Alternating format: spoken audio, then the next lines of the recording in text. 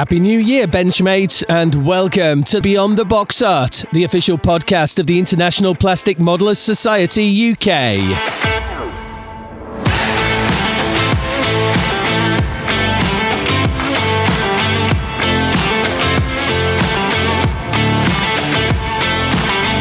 Please welcome your host, Paul Pendleton-Brown, with Mike Baldwin, Dan Brazil, Shane Cowie, Mark Housley, James Nevitt, and Paul Wong.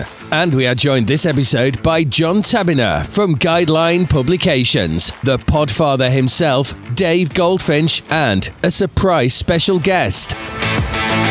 Beyond the Box Art is brought to you by Ammo by Mig Jimenez, Fishcom Model Company, Guideline Publications, Phase Hanger Resin Accessories, and the Scale Modelers Supply. Hi Benchmates, and welcome to Season 2 of Beyond the Box Art, and our first show of 2026. A brand new year, fresh enthusiasm, and absolutely zero evidence that anyone's New Year resolution involved buying fewer kits.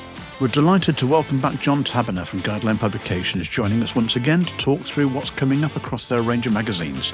If you'd like your modelling inspiration glossy, well-researched, and dangerously good at convincing you to start just one more project, there's bits for you. And this will be a regular feature, as Guideline Publications are now on board as one of our sponsors. So thank you very much for the team at Guideline for joining us. There's plenty of lively benchside discussion with the team as well, covering builds, techniques, rabbit holes of research, and the usual "how did this end up in my stash" moments. We're also joined by the podfather himself, Dave Goldfinch from On the Bench, bringing his trademark wisdom, experience, and just enough mischief to keep us all in line, more or less. And then there's the big one.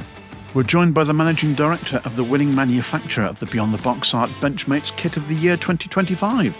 Except when we invited him onto the show, he thought we simply wanted a nice, sensible chat about upcoming releases. He didn't know he was about to win. Who is it? You'll just have to listen and find out. As ever, we've got the regular favourites too, including a surprisingly large stash inflation report for this time of the year. Seriously, it got our hand. And look at what's actually on our benches right now, and what should have been finished by Christmas. Well, it will be by Christmas, we just won't say which year. So grab the first brew of the year, clear a bit of bench space, and settle in. Season 2 of Beyond the Box Art starts right now. Happy New Year, Benchmates. Welcome to episode 18 of Beyond the Box Art. And for this episode, I am joined by Dan. Hello, Benchmates. Boulders. Benchmates, Happy New Year. Nevs. Happy New Year. Happy New Year of modelling. Mark. Happy New Year, y'all. And John. Happy New Year, everybody. So, let's start like we normally do with what we've got on our bench and all the wonderful little presents we had from those underneath the tree from Christmas. So, Dan, what's on your bench at the moment? On the bench at the moment is I've still got the B17. That's at the stage it's at. I also have the Land Rover, the Gecko Land Rover is a military Land Rover, but it's going to be a civilian one. That's going in a diorama. And I have looked at the different classes for next year's Telford very closely, and I need to make sure that what I'm doing qualifies for the correct class that I want to enter into. So a bit of planning is going into that. I also have we do a club Secret Santa, and we like to try and get each other things that they probably wouldn't necessarily build. Well, that's what I do and a few others do. And I got given this, which is totally out of my wheelhouse, and it's a Hasegawa F8E Crusader. Nice kit. And yeah, I know absolutely nothing about these. Well, I didn't until I started going down a YouTube rabbit hole.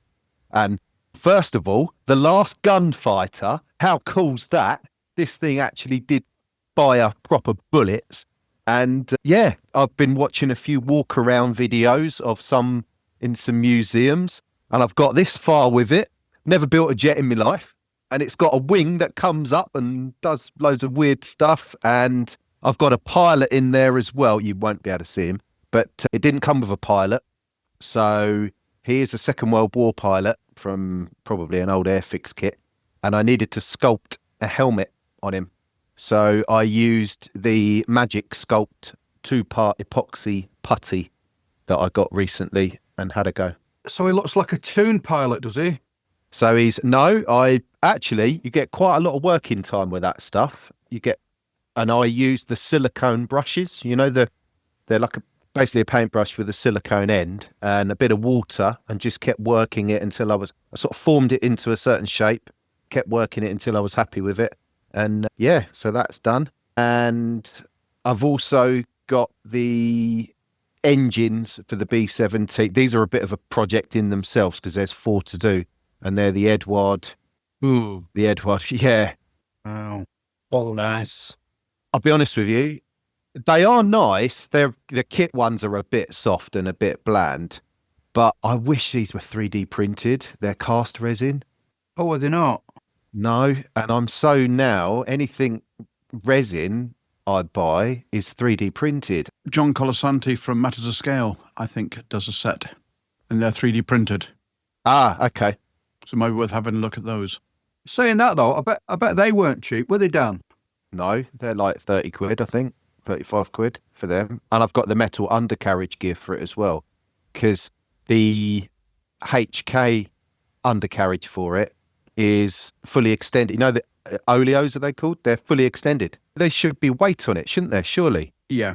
So the metal ones, the Edward Brassin metal ones, are actually compressed. So I've got those. And recently, I'm just sticking them to a bit of card. While we've been chatting, I bought a crew for my B17. I've got a few more to go on there. It's a 10-man crew with a photographer, all in 48 scale. And they're 3D printed, and it's the photographer taking a photo of the crew. So they're going to be standing. Are they looking pretty good? They are really nice. And the plastic on them, the supports, there's enough on the feet. So what I've done, there's enough on the feet that I can leave them connected. So he's kneeling down, and the connection points are so tiny that I can leave him on there while I prime and paint, and then as I'm about ready to finish, I can then just pop it off. Did you get them from a well-known auction site, shall we say? They were, yeah, and the guy does quite a few different... I've seen him. He does them in scales, different scales, the same figures, doesn't he? Yeah. Different scales. He does RAF. He does this sort of generic photo guy, a crew having their photo taken. He does a crew riding jeeps going out to the bombers. He's got quite a big selection, hasn't he? Got quite a big selection. I don't know what the... Not a bad price. I don't think they're a bad price neither. Well, I wouldn't want to try and... Well, you wouldn't find them in plastic. And looking at the detail of them, they just cannot mould this in injection plastic. They cannot get that fidelity and that detail. I mean, I don't know what K printer it is. I got no interest. I've said it many times on it. I got no interest in getting involved with 3D printing. Not why there's a plethora of companies out there now that are quite willing to do it for you. I'd rather just... Same here. I'm happy enough to buy it. Buy the product. I've got no interest in it. It's another hobby that I just don't need, if I'm honest with you. Me and you'll keep them going. We'll keep them going, eh, Dan? Certainly will, mate. But it's great, isn't it? You just couldn't buy that in plastic anywhere, and now you can get it in. Well, we've got Nevs on here. We can just ask Nevs. Have you got your printer up and going now, Nevs? Is it? Oh, well, it's a miss. So problem is, it's an open air. It's not like, say, Brownies, which is an enclosure. So it's open to whatever the air wants to do to the filament. You can address it with dehumidifiers using desiccant, which is what I'm doing. And tampering with temperatures as well. That's what I've been doing. So some of the stuff is great. If you want anything like shelving and stuff like that and boxes, it can pretty much do. The stuff like I'm trying to do, the figures, sometimes they turn out pristine, the same as like you'd get off Italy, or perhaps more of an Airfix figure, to be honest. But other times it's more like a Minecraft figure. So it's hit and miss, but the good thing is when you're missing, you're only wasting a few pence worth of filament. Yeah. Well, yeah, so that's where I'm at. And present-wise, I got the Airfix Liberator D that I wanted, and I got the Tiger book from the Tank Museum that they did, Story of 131. So, yeah, really happy, really. Fantastic. And what have you bought yourself? Not much, to be honest with you, recently. Oh, actually, I did get a bottle of I don't know if this is new or not. It's the Tamiya Mark Fit, but it's the super strong. It's good stuff.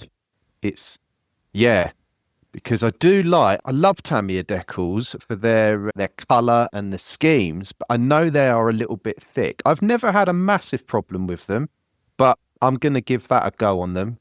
I got that this week. That's the odorless one. I was going to say, yeah, this new non-smelling extra thin. So what's the verdict? Tamiya taking the joy out of hobbying one step at a time.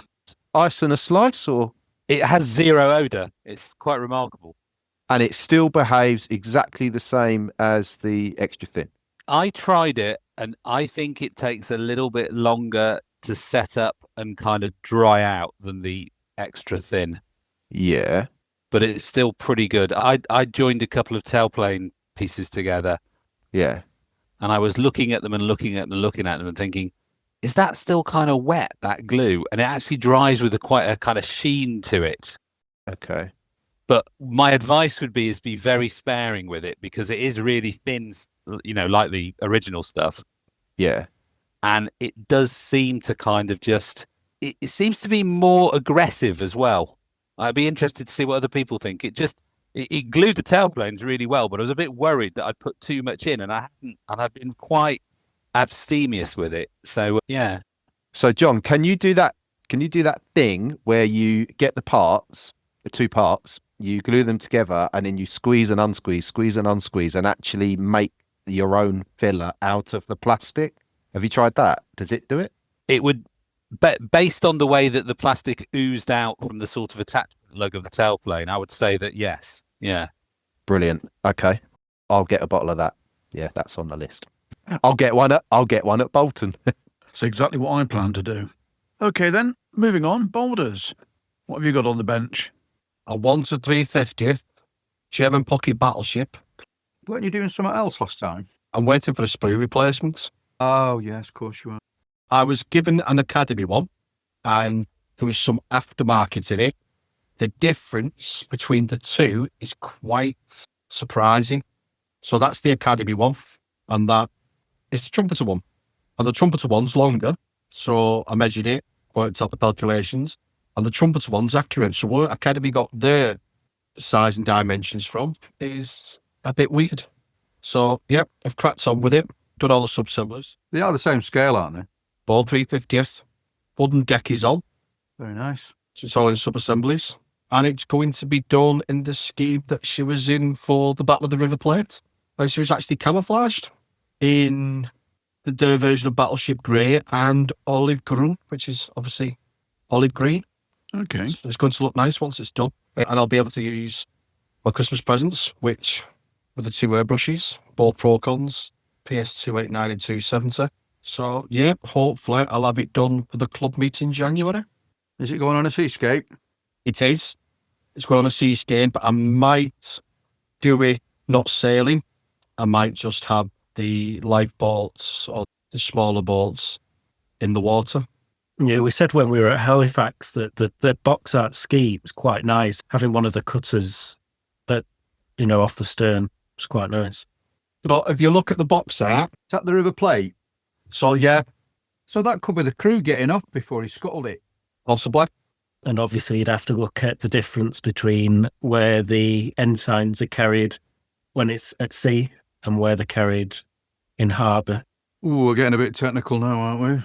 Well, in harbour, see, the thing is, and I've done a bit of research on this, the box art actually shows you in port at Montevideo. You mean you've YouTubed it? No, I've not YouTubed it. I've actually got books, so I've actually read. And on the box art, they put it in the plain grey scheme, but she wasn't in the plain grey scheme when she was at the Battle of the River Plate. She was actually in camouflage. So she's got two white bow waves on the front, and then the rest of the hull is in the grey, and then the superstructure and the guns are in grey and olive green. Did they camouflage it in the film? Do you remember the film? It was in black and white though, wasn't it? But yeah, but what? No, it wasn't. Was it black and white? Yeah, it was black and white. The Battle of the River Plate was black and white until it got changed to Technicolor. It was, and the ship in... Yeah, it was actually Force in black and white. Was it an American cruiser that in real life? The one they used? It was the USS Des Moines, I think it was. It went over to South America, and they actually used it because they had the same 3-pot guns on the front, so they used some of the footage for that. But I've got full photo etch for it, so the railings are going to be put on this one before it's painted. And it even has the eagle crest on the stern in photo etch in full detail. So that will also be put on. She's just a really, really unusual looking ship, and it's quite, you can see where modern destroyers and frigates have come from, because the conning tower was actually quite like a piece of Toblerone, is the best way to describe it. But yeah, she was just weird. And she even had a fake stack as well in the forces, because the Germans were that clever in disguising her while they were doing raids across the globe, because obviously they were raiding the Indian Ocean, and then obviously got caught, and then she got chased over to Montevideo, and that's where she came out, and they scuttled. A nautical Fesmid. Yeah, she was. Wasn't that from HMS Surprise? It was, yes, nautical Fesmid, because the sticking set, that's why they disguised HMS Surprise as a whaling ship. Lucky Jack. Captain Jack Alborough. So yeah, that's what's on the bench. Looking forward to finishing it, and yeah, the ship book has definitely been, because I'm already eyeing something else up, which is going to be a big project. Boulders, it's quite interesting from what Mark from Coteray was saying about the 109 and trying to do it without having a swastika on the box art, but in an authentic scheme. Because I see on the Graf Spee box art, they've got round that by having the ensign sort of flapping, yeah. So you can see the red and the white of it, but not the actual swastika, which I just think is quite a clever way of doing it, that is. Very, very clever, because what they've done as well, John, on the decals, is they produced the flag, and then you can see the part of the swastika, but then it's the rest of it's white, and then they give you a little cross to put onto the decal, and then obviously you turn it to make the swastika to do. You're building a historical ship, then obviously it's got to look right, so unfortunately the swastika will be going on the flags. Are the flags provided as decals? I don't really know what they do with, yeah. Yeah, so the provided as decals, when I built King George V, I actually put the decal onto foil. Okay. So that I was able to get so it looked like there was wind there and it was flapping in the wind. They go down really, really well. It's thick to foil like there's no tomorrow, so it just gives you that, be able to twist. Did you pre-paint the foil? Just going to ask that. No, didn't pre-paint it. They go down really well, don't they, on the foil? I just undersized it from the decal, so that the decal actually touched around the edges and that the foil was in the middle, and you can't really tell. So when you bend it and twist it, it doesn't crack. The decal doesn't crack, and it just gives you that flexibility. Oh, well, I've learned something there, because I didn't know that. To be honest, it was just trial and error. Obviously it's been done before, but I just. What a few companies are doing now is they're producing a mini photo etch thread with the flag poles on in full colour. So you'll have the flagpole in metal, and it'll look pristine. I know Eduard have got them, but there's some Japanese manufacturers that got them as well. So they'll put them, some will put them in the box for you, but that might be the future in terms of the flags. But can you crease it and fold it and make it look like it's flapping in the wind, Evs? Because etch is a bit of a nightmare for that. I mean, you're not going to anneal it, are you? Just Yeah. But funny enough, you should say that. So obviously, I've got photo etch from Chinese company for the 1350th USS Fletcher, and I've never ever seen photo etch so thin in my life, because the only photo etch I've ever used is Eduard's. Now, Eduard's is massively thick compared to this stuff, because it goes down, it doesn't crease, you start off and then you just roll it and it just stays. It's absolutely superb. It's about as thin as tinfoil, but it's got the strength behind it. Tamiya's is like sheet steel, core 10. It's really thick. Well, it is sheet steel. Have you seen those? It's very thick, Tamiya, especially for like the seat belts. I was looking at something online about Nevs, going back to Nevs with these coloured flags. And there was a manufacturer done, and when they tried to bend it, the paint had actually delaminated from the photo etch. So I think it's obviously trial and error of how to do it, because paint isn't really flexible, is it? Do you know what? And if you run out of your foil ones as well, there's nothing wrong with a proper inkjet one.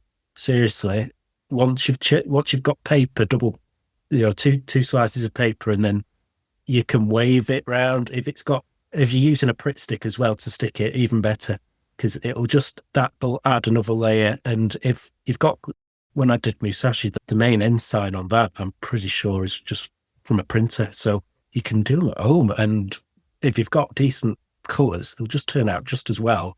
And they'll look better for it with all the waving and the techniques. The amount of foil you have as well in modelling, I didn't realise this, like the packages from Swan and Morton blades is a foil and it's thin. All you have to do is just cut around the crimpled edge and then you've got a sheet of foil. Yeah. Obviously, it's got to be coloured on one side, but with a little bit of a light sand, that comes off. And it just becomes really, really bright. Well, you'd normally sand it anyway, wouldn't you? Give it a light coating just to give it a bit of key, yeah? Yeah, to give it a key, yeah. I always keep, like the acetate sheet that you get on cakes and stuff like the birthday cakes and whatnot, the thin film, because a lot of the windows, particularly in some of the vehicles like the Land Rover, the glass is so thick. Yeah. So I can cut my own and almost have, that stuff is so thin, you can have almost scale thickness glass. It's fantastic. And from something that would just be thrown in the bin. I mean, give one of the Spanish manufacturers half a chance, they'll stick their name on it and sell it as scale model glass. We are hoarders, by the way. Men are hoarders, especially in the model.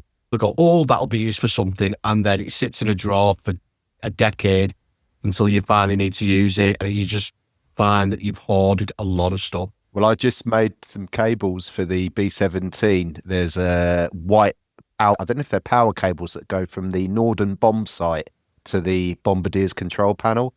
And I had left over from a job when the first fix electricians had gone in and they put the phone line cable in, and electricians are notorious for not tidying up all of their cut-off cables on a new build site. So I went round and picked all of these different copper cable lengths and bits and pieces up, and phone in this country, for our international listeners, phone cable, the internal of phone cable is perfect and it's really bendable and it holds its shape as well. Fantastic stuff. So yeah, always pick stuff like that up. Okay, so the other thing you mentioned in that Boulders is a large project. What's the large project then? Oh, I don't want to say yet because it's still being finalised. It wouldn't be from a certain shop in Halifax, would it? Possibly. Okay, we'll come back to this one in a future episode then. Yes, absolutely. Okay then, Nevs.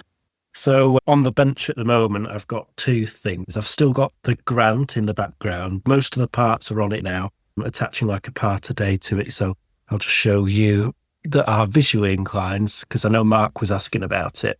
It's pretty much all there. So just need a few more parts on the front and then it'll need priming. But I'm no expert in terms of British armour in the desert, so I'm not sure which paints are going to be best. It's basically in a desert scheme with an olive drab camouflage. So I'm going to do the one from, I think it's the Scots Dragoons that were at El Alamein. And I know Mark gifted me his Monty's mount from El Alamein in a very similar scheme. So same paints will be needed.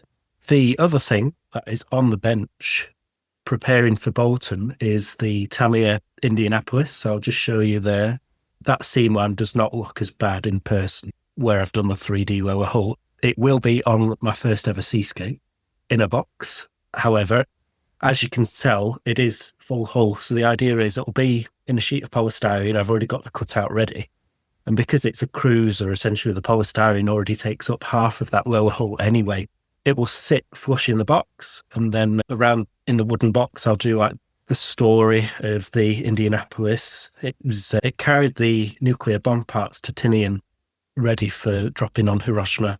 So part of the hangar, I'm thinking to potentially put a little 3D printed wooden box in there to replicate the parts that were there. And I'm going to perhaps I've just ordered some photo etch for it, drew out the tiny doors as well. So in a few of the photos I've got, they've got like a door open on the hangar, whereas the hangar door's closed. And a few of the 5-inch gun mounts, they just sort of position, if they were to fire, they'd be firing up into the superstructure. But considering on its way to Tinian and technically afterwards as well, it wasn't really at action stations. It gives you a bit more liberty, I think, it's going to be a bit of a remembrance build for the crew that didn't survive because it was the worst US Navy loss of life at sea. Obviously, Arizona kind of takes the title in terms of, at port, but at sea, Indianapolis was the worst. And a number of the crew were killed in shark attacks, not as many as Jaws would have you believe. I was going to say, weren't Captain Quince on that one? So I'm a big fan of the unofficial, unauthorized Pacific War podcast. And I was telling Brownie about this, but one of the presenters there is the captain of the skipper of the Indianapolis when it was a nuclear submarine. And he did a lot of research into it. And it's fascinating. It's probably the worst shark attack in history because we don't know how many were killed by sharks, probably over 50 people in the water killed by sharks, which is terrifying in of itself. And they went after the... Nevs, can I just ask you, how many people were actually in the water? So 800 people went into the water. 316 came out of a crew of 1,200. So, and how long were they in the water for? 5 days. So some were rescued a bit earlier when there was a PBY passing by, and it picked up 50 of them, which is, I'm surprised it managed to take off. So there were a few ships that came to its rescue. The problem with the Indianapolis is no one heard the distress call.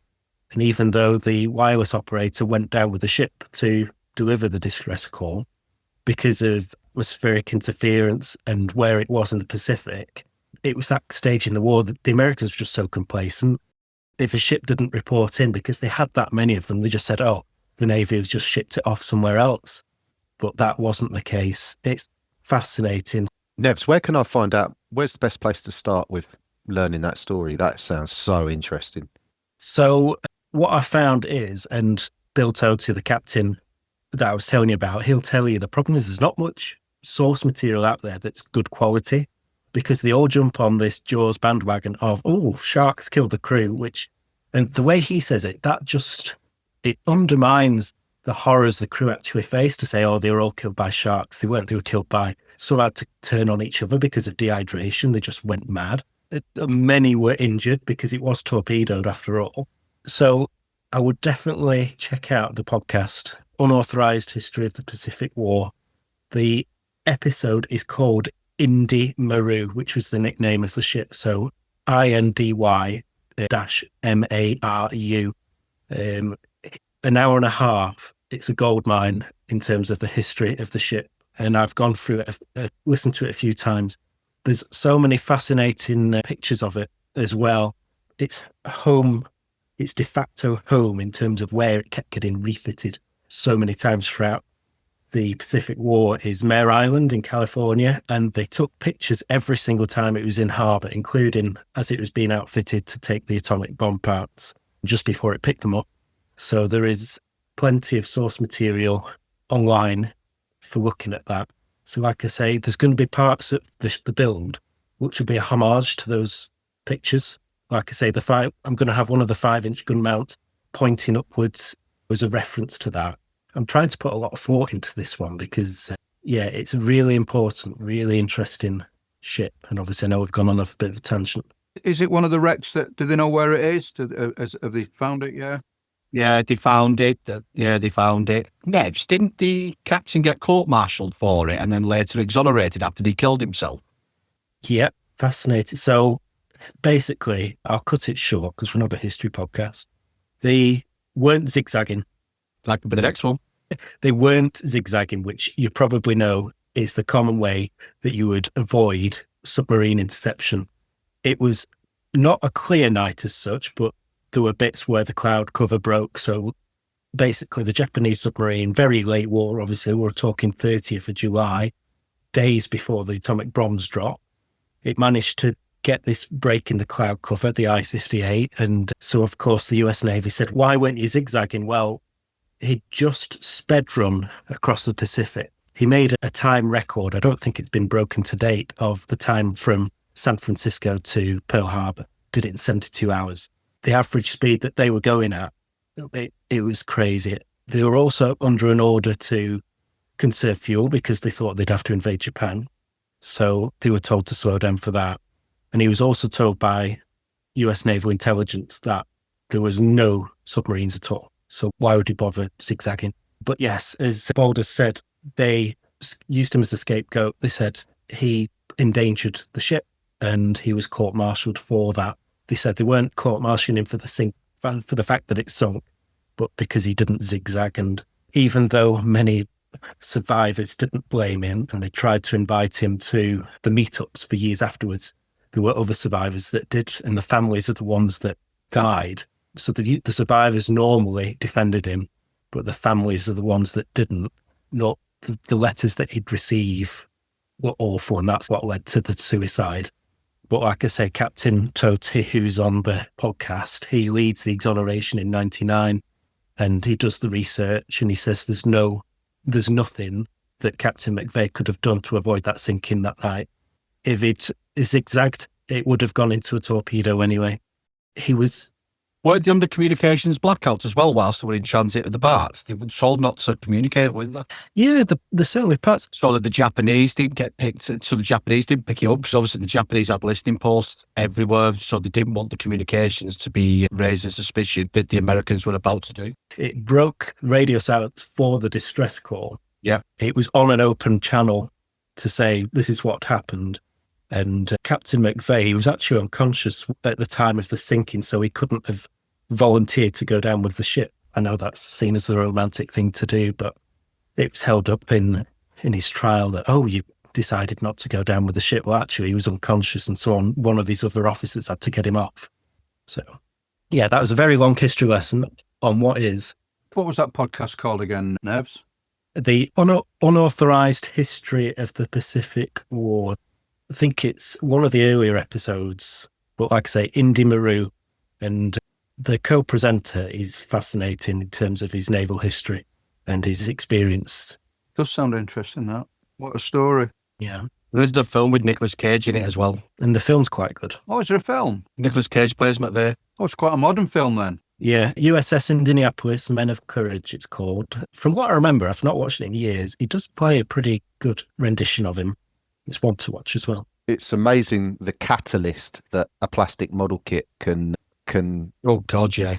send you on a little discovery, a little history lesson. It's great, isn't it? I've been watching Vietnam, the guys that flew these Vietnam and all the rest of it, or wherever it was, and you're just like, this is nuts. I didn't know anything about this, I think the research is a big part of it. Well, it is for me. I enjoy looking at finding stuff out. I think sharing that as well. Sharing that is just as important. But then when you're doing something where so much of what we do is a killing machine that has killed or people have been killed inside, when you are following a specific story, or, me with my US bomber crews and stuff, it honestly, some of what I read about, it really does bring me to tears. My missus be like, yeah, you're right. It's like, yeah. This is more vivid than any film will ever do when you're reading the history about what these guys went through, whatever it is, whatever battle, whatever war, whatever conflict.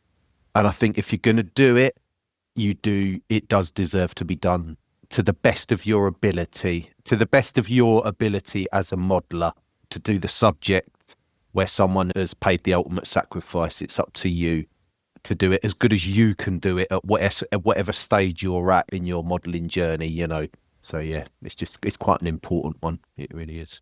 What I've been spending my money on, and the problem is I do get invested in these stories. So I've picked up the Revel, Bismarck and Tirpitz, and I've got to show you two because I know our listeners can't see, but the box arts on both of them is just amazing. That Bismarck, but more important, Tirpitz, they managed to scoop this off King Kit.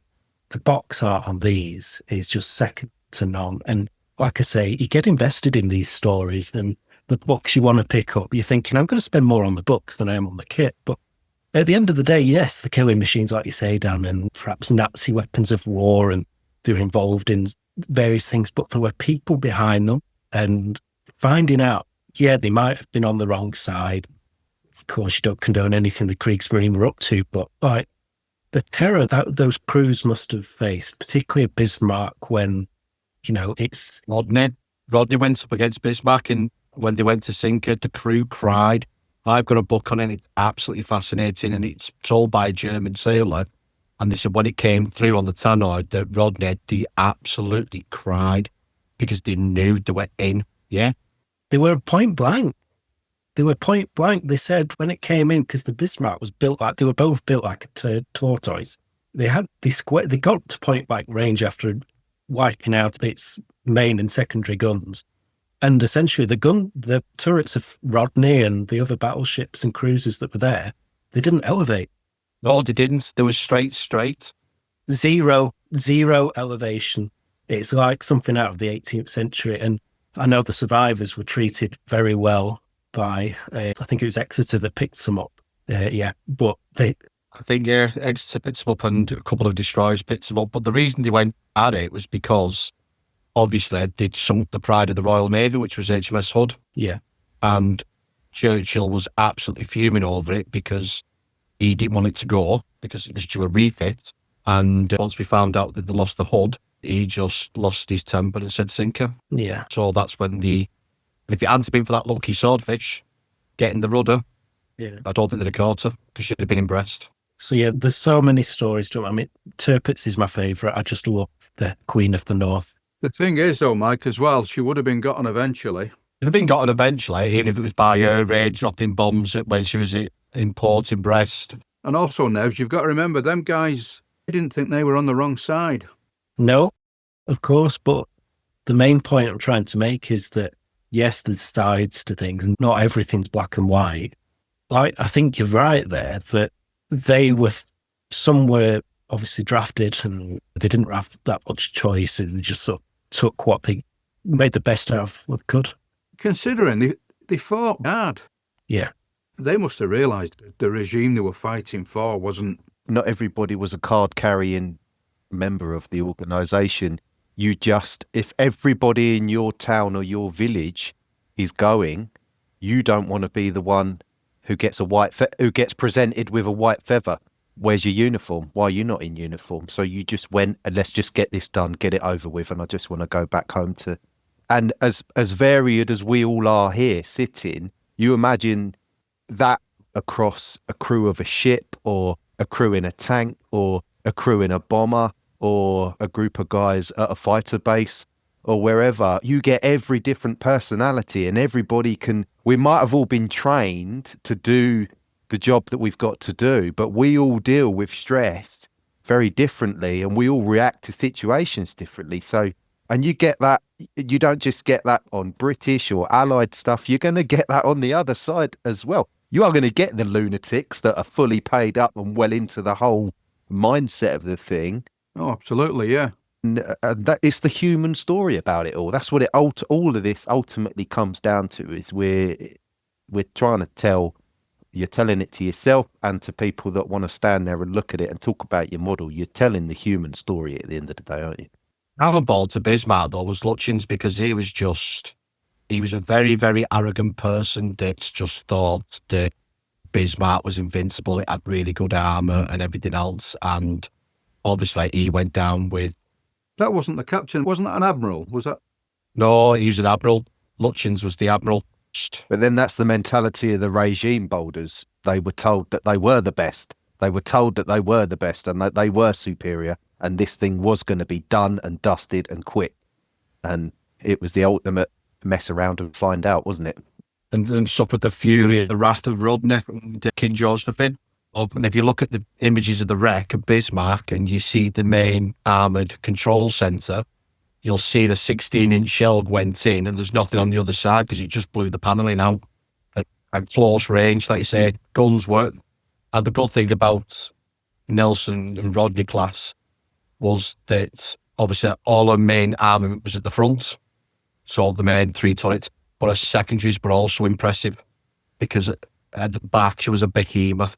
The concussion and the kinetic energy that must have gone through people. Well, one of the stories that was fascinating, I think it's either behind C or D turret, but when, all the crew that are in the bowels of the ship and they realise that they're going to go down, there's just hundreds of them straddling behind this, because obviously the barbettes are quite well armoured. They're taking cover behind this barbette and they must have been terrified. They'd left battle stations. They're literally just in a fight for survival. It must have been terrifying. You know, Nevs, you did a really nice little chat there. It was really good. I enjoyed that, mate. Thank you. In that case, Mark. What have you got on your bench? I've still got my little model that I'm doing for the Bolton show, the Tamiya thing, me Wildcat. And that's it. Nothing else on the bench. Nothing really. That's it. Struggling with it, to be honest with you.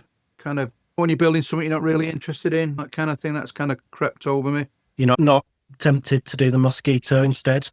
I don't know. I brought it up just in case, but it's time's passing, and I struggle with the advanced modeler syndrome. Where I think, oh, I'll just do this and I'll just do that, and before I know it, It's 5 weeks to the show, Mark. 5 weeks under. well, I'll do one or two things. I'll either miss it or I'll do it. It'll be done for Sunday. It's one of them for me. Crazy, but that's it. That's pretty much it on my bench. Okay, and I'm just looking at my watch and just thinking, this is going to take a while. What have you been spending your cash on then? What little I've now got left this week has been a little bit of a bumper crop. So I picked up the Tacom Henshaw 129B2 with a B3, which also included a 48 scale Panther tank Oh, hello. by Tacom. I know. A 48 scale? Oh, 48th, yeah. Right up your Strasser. oh my. Oh, the Goldilocks of armour scale. On the sprues, they look really nice. I've not seen any reviews or I've not seen anybody build any anywhere, but that's... Don't bury that too far in the stash. I want to have a look at that one. No, you're welcome. And then also I picked up the Hobby Mark 1 Huracansky, as well as, just because I've been doing the Wildcat, because I've been kind of researching, it's I think that's it's a Mark 6, which I think is the FM2, which, after the, yeah. So I don't know why, a little 144 Marauder, simply because I ended up buying the big Marauder as well from ICM. Hold on. The 144, is that Hobby Boss? You have to do it in perspective. No, it's Academy or Minicraft as it once was. Oh, okay. Yeah. Cute, nice little thing. And last but not least, well, not last, the Hamden. The flying suitcase. Lovely, really nice.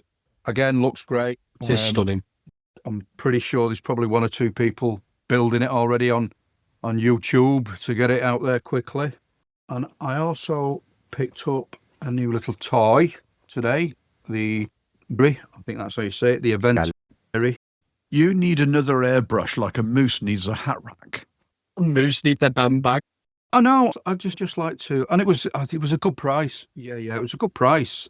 It's it's 40 quid off it if you want to. What's the needle size in that, Mark? It comes with two, it comes with a 0.4 and a 0.2. And I have, unfortunately, when you buy something, then you see a few reviews, and a lot of people have been having a go at the trigger, but I've not fired it up yet, but this feels actually quite smooth. And they're saying there's a little bit of which you get on all airbrushes, there's not many that don't, is the delay time between movement there and movement on the needle. But this seems... The cover, because it's stuck, give a little bit of a play with it and it should ease itself off. The only thing, I'll tell you what is weird, is what I'm aware of straight away, is you can see that the angle of the inlet for the air inlet is obviously an angle where you look at most other airbrushes. Cons are on an angle as well, Mark. Are they really? Yeah, I'm holding one, as the rest of the Benchmates can see. Well, generally, Iwata and Steenbeck, all the other sort of big names. Oh my God, he's painting that. The straight. I think when it's angled, I think it's better on the hand than straight. Mark, you haven't left paint in your airbrush, have you? All the time, mate. I let them dry and everything, yeah. That's why he's got 32 airbrushes. Oh, my OCD is shuddering there. Bit of thinners in it overnight. A bit of thinners overnight.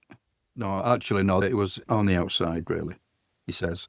I've actually been on holiday once, and I came and I had some MRP in it. It was black.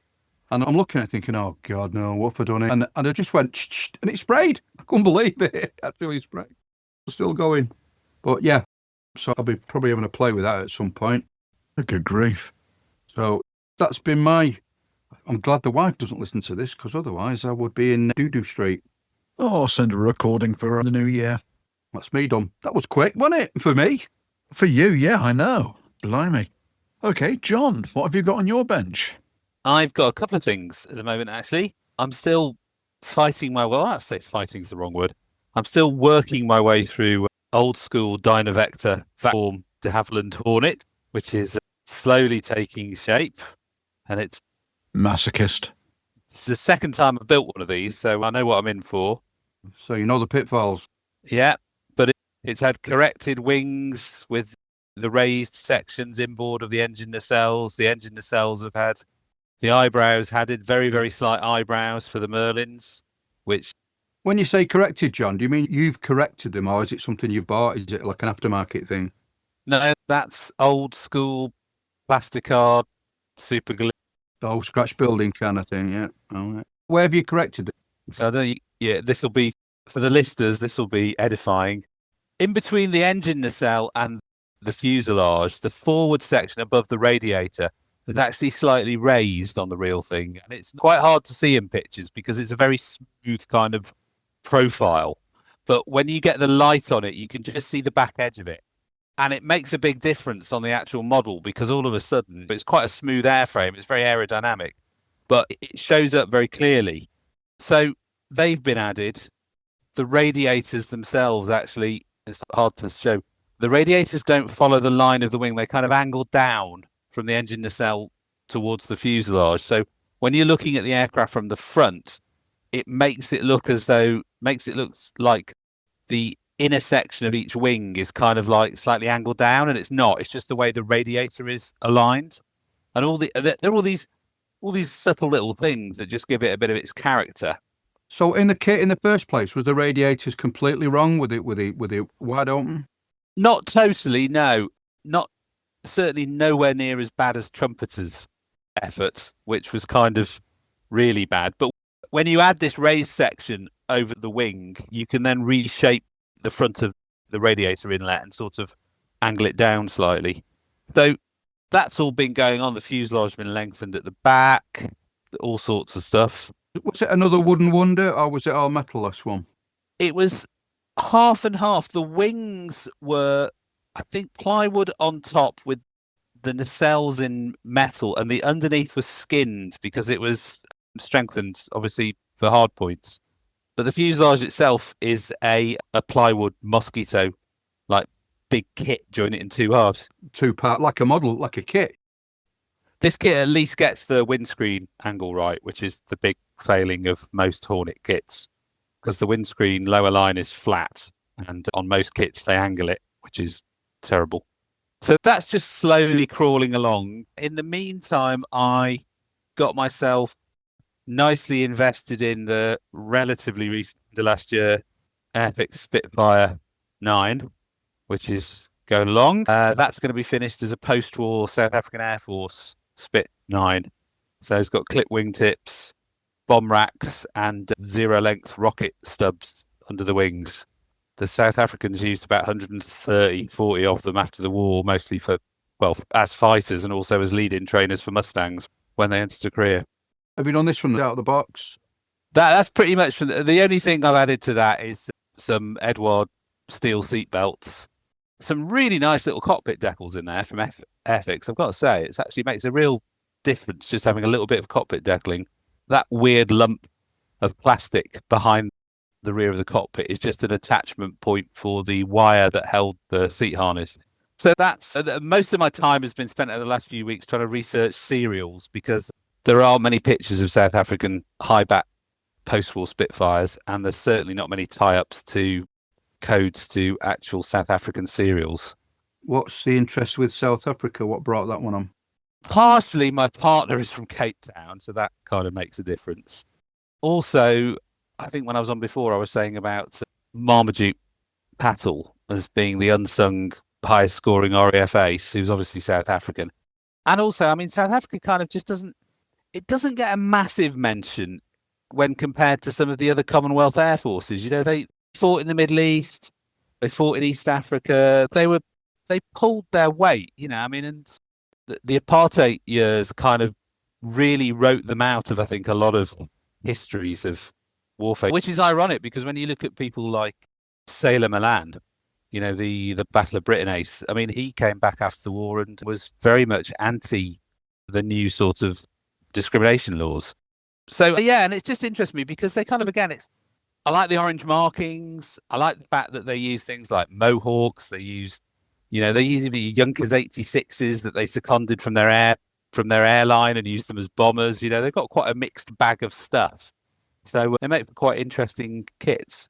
And my Christmas presents this year were unfortunately self-bought because my partner knows best to try and second guess modelling things. So I invested a reasonable chunk of money into two things. One is the Halberd Models Martin AM1 Mauler in 1/48 scale, which is a resin 3D printed model of a kind of, think of a Douglas Sky Raider on steroids, and you kind of got the gist of that. It did actually see service, but it was quite complex and heavy. And basically the Sky Raider did everything it could do, but a lot more efficiently. But it does look really cool. I mean, it's just a vast chunk of glossy blue, basically. So it's quite nice. And then on the back of the South African Air Force Spitfires, I tracked down a copy of the only book ever written about the Spitfire in South African Air Force service, which was published about 25 years ago by a retired South African Air Force general. And I should find a copy of that in Johannesburg. And that's still winging its way towards me. The shipping costs the same as the book. And I'm not going to tell you what the book costs. So it was worth it. I mean, there was one print run and they just don't appear very often. So, you know, if you want one, you just have to bite the bullet, really. So, yeah, that's it, really. That's where we are in the new year. Okay. Well, on my bench at the moment is the Tamiya 1/32 Spit, which is making slow progress, but hopefully it'll be done in time for the Bolton show. For those that don't know and haven't heard, the Bolton show is a large quantity of those on the pod. It's our IPMS branch. And the theme for the 2026, or this year's show as it is now, is 80 years of Tamiya. So there's going to be a large display of Tamiya kits, various shapes, sizes and genres. Hopefully that'll be done in time, but because I have just changed jobs as of the new year, as of today, I'm now working for another company, and the airfield I'm now working at had a proliferation of Spitfires. So my purchases have been an Airfix 1/48 Spitfire 12, of which is the only kit that's actually got the squadron that was based at Aberporth in the box, which was 595 Squadron. So if anyone's got any Spitfire 12 decals lying around for 595 and they don't want them, please, I need some other 595 markings for the stash. Also bought the new Airfix Spit 9 because they had some LFs and HFs of the 9 variant there. I'm probably going to regret this, but I've bought myself a Magna Models Miles Master 1, which I think is going to be quite a challenge to actually try and put into some resemblance of a representation, but to get a 1/48th Master, it's not a lot of options on the list. Also a Special Hobby Airspeed Oxford, which they used as a hack down there, and a Mustang 1, which was a really unusual bird that 595 operated. But so that's been my purchases as well, along with some Meteors. I shan't say how many I've bought. How many? 5, 4? Yeah, second number. Oh, nice. I've got 4 of them. Yes. Whose kit is the Mustang 1, Brownie? Academy. It's Academy, yes. Is that the Accurate Miniatures Reeboks, presumably? Yeah. Okay. Is it the 86 Air patch it was originally designated as? Yes. Or the Mustang 1 in RAF service. But it was literally the very first airframe that 595 had for a while. So slightly unusual scheme, but hey-ho. Anyway, whilst we've been recording this, a message has just dropped from Airscale with some interesting CAD work. They are looking at a conversion set for their 1/32 Typhoon, which they're releasing as a limited run with the car door as the out of the box.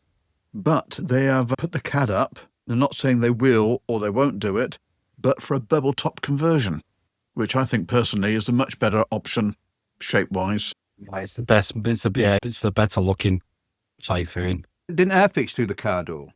Not in 32nd. They did them both. They did the bubble. Oh, There's 1/24th.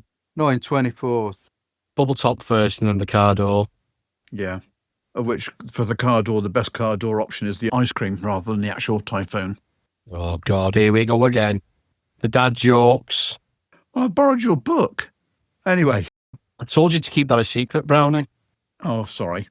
Anyway, so yes, Airscale's just announced that. So I've just shared that on our Facebook. So if you want to have a look at that, more than welcome to obviously have a look. But that's it from my side. So with that, we will have a short break, talk to some of our sponsors, and then we will actually speak to one of our sponsors.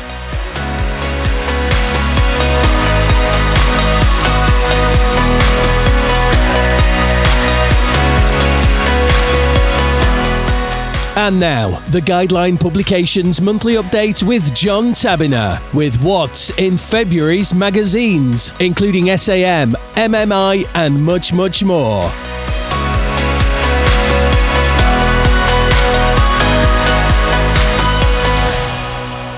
Right, a new section of the show. We are going to have a spotlight from one of our sponsors, which is Guideline Publications, talking about what's coming up in the upcoming issues of the magazine. And so, obviously, this is the reason why Jon is with us for this episode. So, Jon, over to you. Thanks. Thanks very much, Brownie. And we'd just like to say how pleased we are to be sponsoring Beyond the Box Art. We've watched it grow with great speed and rapidity, and we're really pleased that we can hopefully help you carry on with that. Thank you very much. It's much appreciated, and it's a mutual from our side. Yeah, well, thanks. It's nice. I have to say, one of the things that we kind of appreciate is the fact that it's, although the reach is international, global, as are the reach of magazines, it's kind of nice to have a particularly British slant on things. And I think that's something that, especially with scale aircraft modelling, that we've always had that kind of English sort of quirk on, or British, I should say. Sorry, apologies to the other members of the United Kingdom. We've always had that kind of slight quirk about the magazines like that. So it's quite nice that this podcast is equally this side of the Atlantic. But what we're going to do is run through what you can expect to see in the February editions of the magazines, which will be coming out the week of Thursday, I think the 22nd of January. It's the Thursday before the Bolton show. Okay. The two main magazines come out, which are obviously Military Modelcraft International, MMI, and Scale Aircraft Modelling, SAM. Model Car, Truck and Motorcycle World will probably come out at the same time, and the other slightly more niche magazines will be out towards the end of the month, but probably around the 29th. Knitting and crocheting. Yes, that's one of the subscription-only ones that we do. Crochet Monthly. Oh, you got Mark hooked already. They'll probably get me to design that one as well. Sorry, mate. I couldn't resist it, honestly. MMI, Military Modelcraft International. The armour profiles in the February edition look at two of the US Army's first Cold War tanks, the M26 Pershing and the M46, which was the first of the pattern line of, I suppose, what would be called medium tanks, but became main battle tanks, really, when they were more fully developed. This looks at their initial kind of employment, and I think also their use in the Korean War. There are two builds of 135th scale models of these, the M26A1 by Ken Abrams, and Ilya Yut does a Korean War M46. If I had to put money on it, because I haven't seen it, I bet it's the one with the yellow glacis plate and the big jaws, because that's the only M46 that served in Korea. Anyway, we also have in 135th scale, I believe, prototype Tiger 1 from Matt Edwards. So that will be one for the Wehrmacht fans. And if you are more interested in small scale military modelling, a United States Marine Corps island hopping LVT-4, and in 148 scale, Tamiya Joseph Stalin 2, the IS-2 by Ramon Segara, which I know Ramon's work, and it would be a fantastic looking bit of modelling, that. Moving right up to date, in 135th, Meng's Black Panzer Pard, finished as a Ukrainian version, tasked with defeating Russian drones, is in the magazine. And then there's a debut this month for a new chap, Sean Pecker, who has a Rolls-Royce armoured car serving in German Southwest Africa, which is now Namibia, during the First World War. So again, that's quite a nice little niche bit of modelling and an area of the First World War, theatre of the First World War, that's perhaps not as known as it should be. And finally, Tamiya's brand new 148 scale Leopard 2, the A7V variant, is built and painted by Rob Riezzo. So that's the lineup for MMI. There'll be all the usual things to go with that. Fantastic. And then coming out in the magazine that I have a little bit of involvement with, scale aircraft modelling. My aircraft in profile in this issue is the North American AJ-1 Savage, twin-engine United States Navy nuclear attack bomber from the late 40s and early 50s. That was a weird-looking machine. So, very weird, man. Is that the one that the biggest one to take off from an aircraft carrier? Yeah, pretty much the biggest operational aircraft to run off an aircraft carrier. It was a mixed power. It had a turbojet buried in its rear fuselage with an air intake on top of the fuselage that opened when it was required. And basically, the bomb bay was built to take the early mark of a nuclear weapon, the Fat Man style thing. So that was what they basically built the bomb bay around. Well, actually, they built it around two 2,000-pound bombs, so there's a bit of room, extra room. But yeah, massive aircraft. And two variants that are actually quite different from each other, plus the photo reconnaissance ones. Didn't Italeri do that in 72? No. Valom, I think, have done one in 1/72. Roden did one as well, I think, if I remember. Oh, no, sorry, that's it. I beg your pardon. Yeah, Roden did one. I don't think anyone's ever done a 1/48th one unless Collect Air had a resin one, because they probably went through the entire 50s United States Navy inventory. Of which the Savage wasn't the largest aircraft to obviously operate off of a carrier, which was a C-130 Hercules. Hey? On a one-off ad hoc basis, yes. It did something like 20 landings, so it still counts.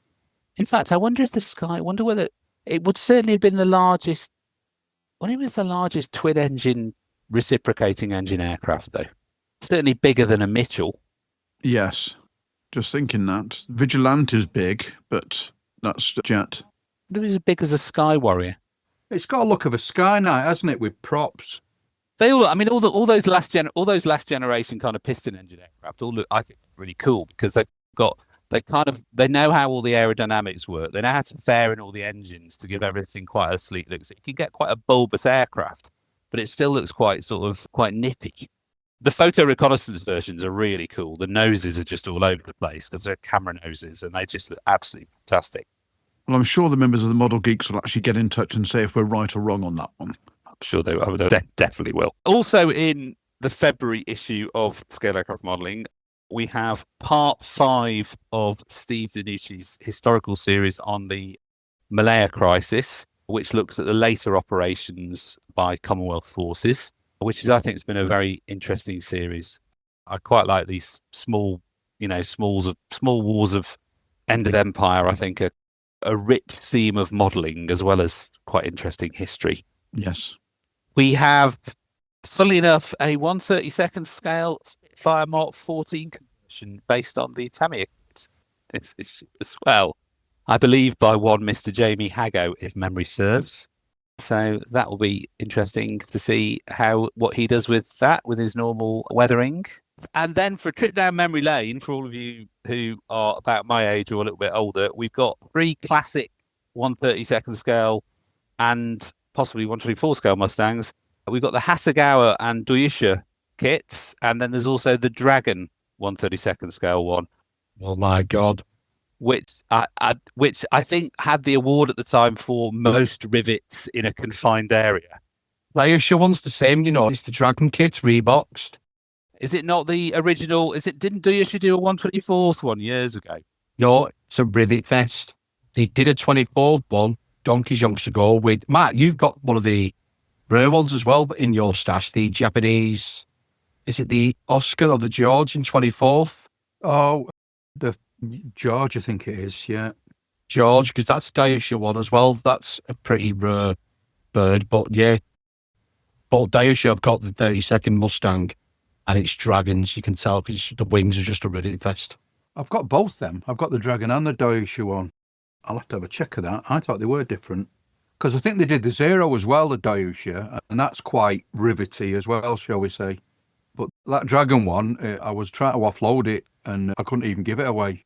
It was a kit that came out to much kind of like hallelujahs, wasn't it? And then everybody opened it and went, ooh. Oh my God, what's going on? I mean, as a kit built, it might be fine. I don't know. It might go together lovely. Might even look all right. From Hallelujahs to Hail Marys.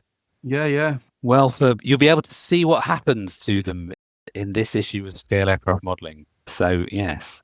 get yourself down to the newsagents and pick up a copy. Okay, so also in Sam, in 148 scale, we've got ICM's Cessna 02, which is a quirky looking little thing, very nice.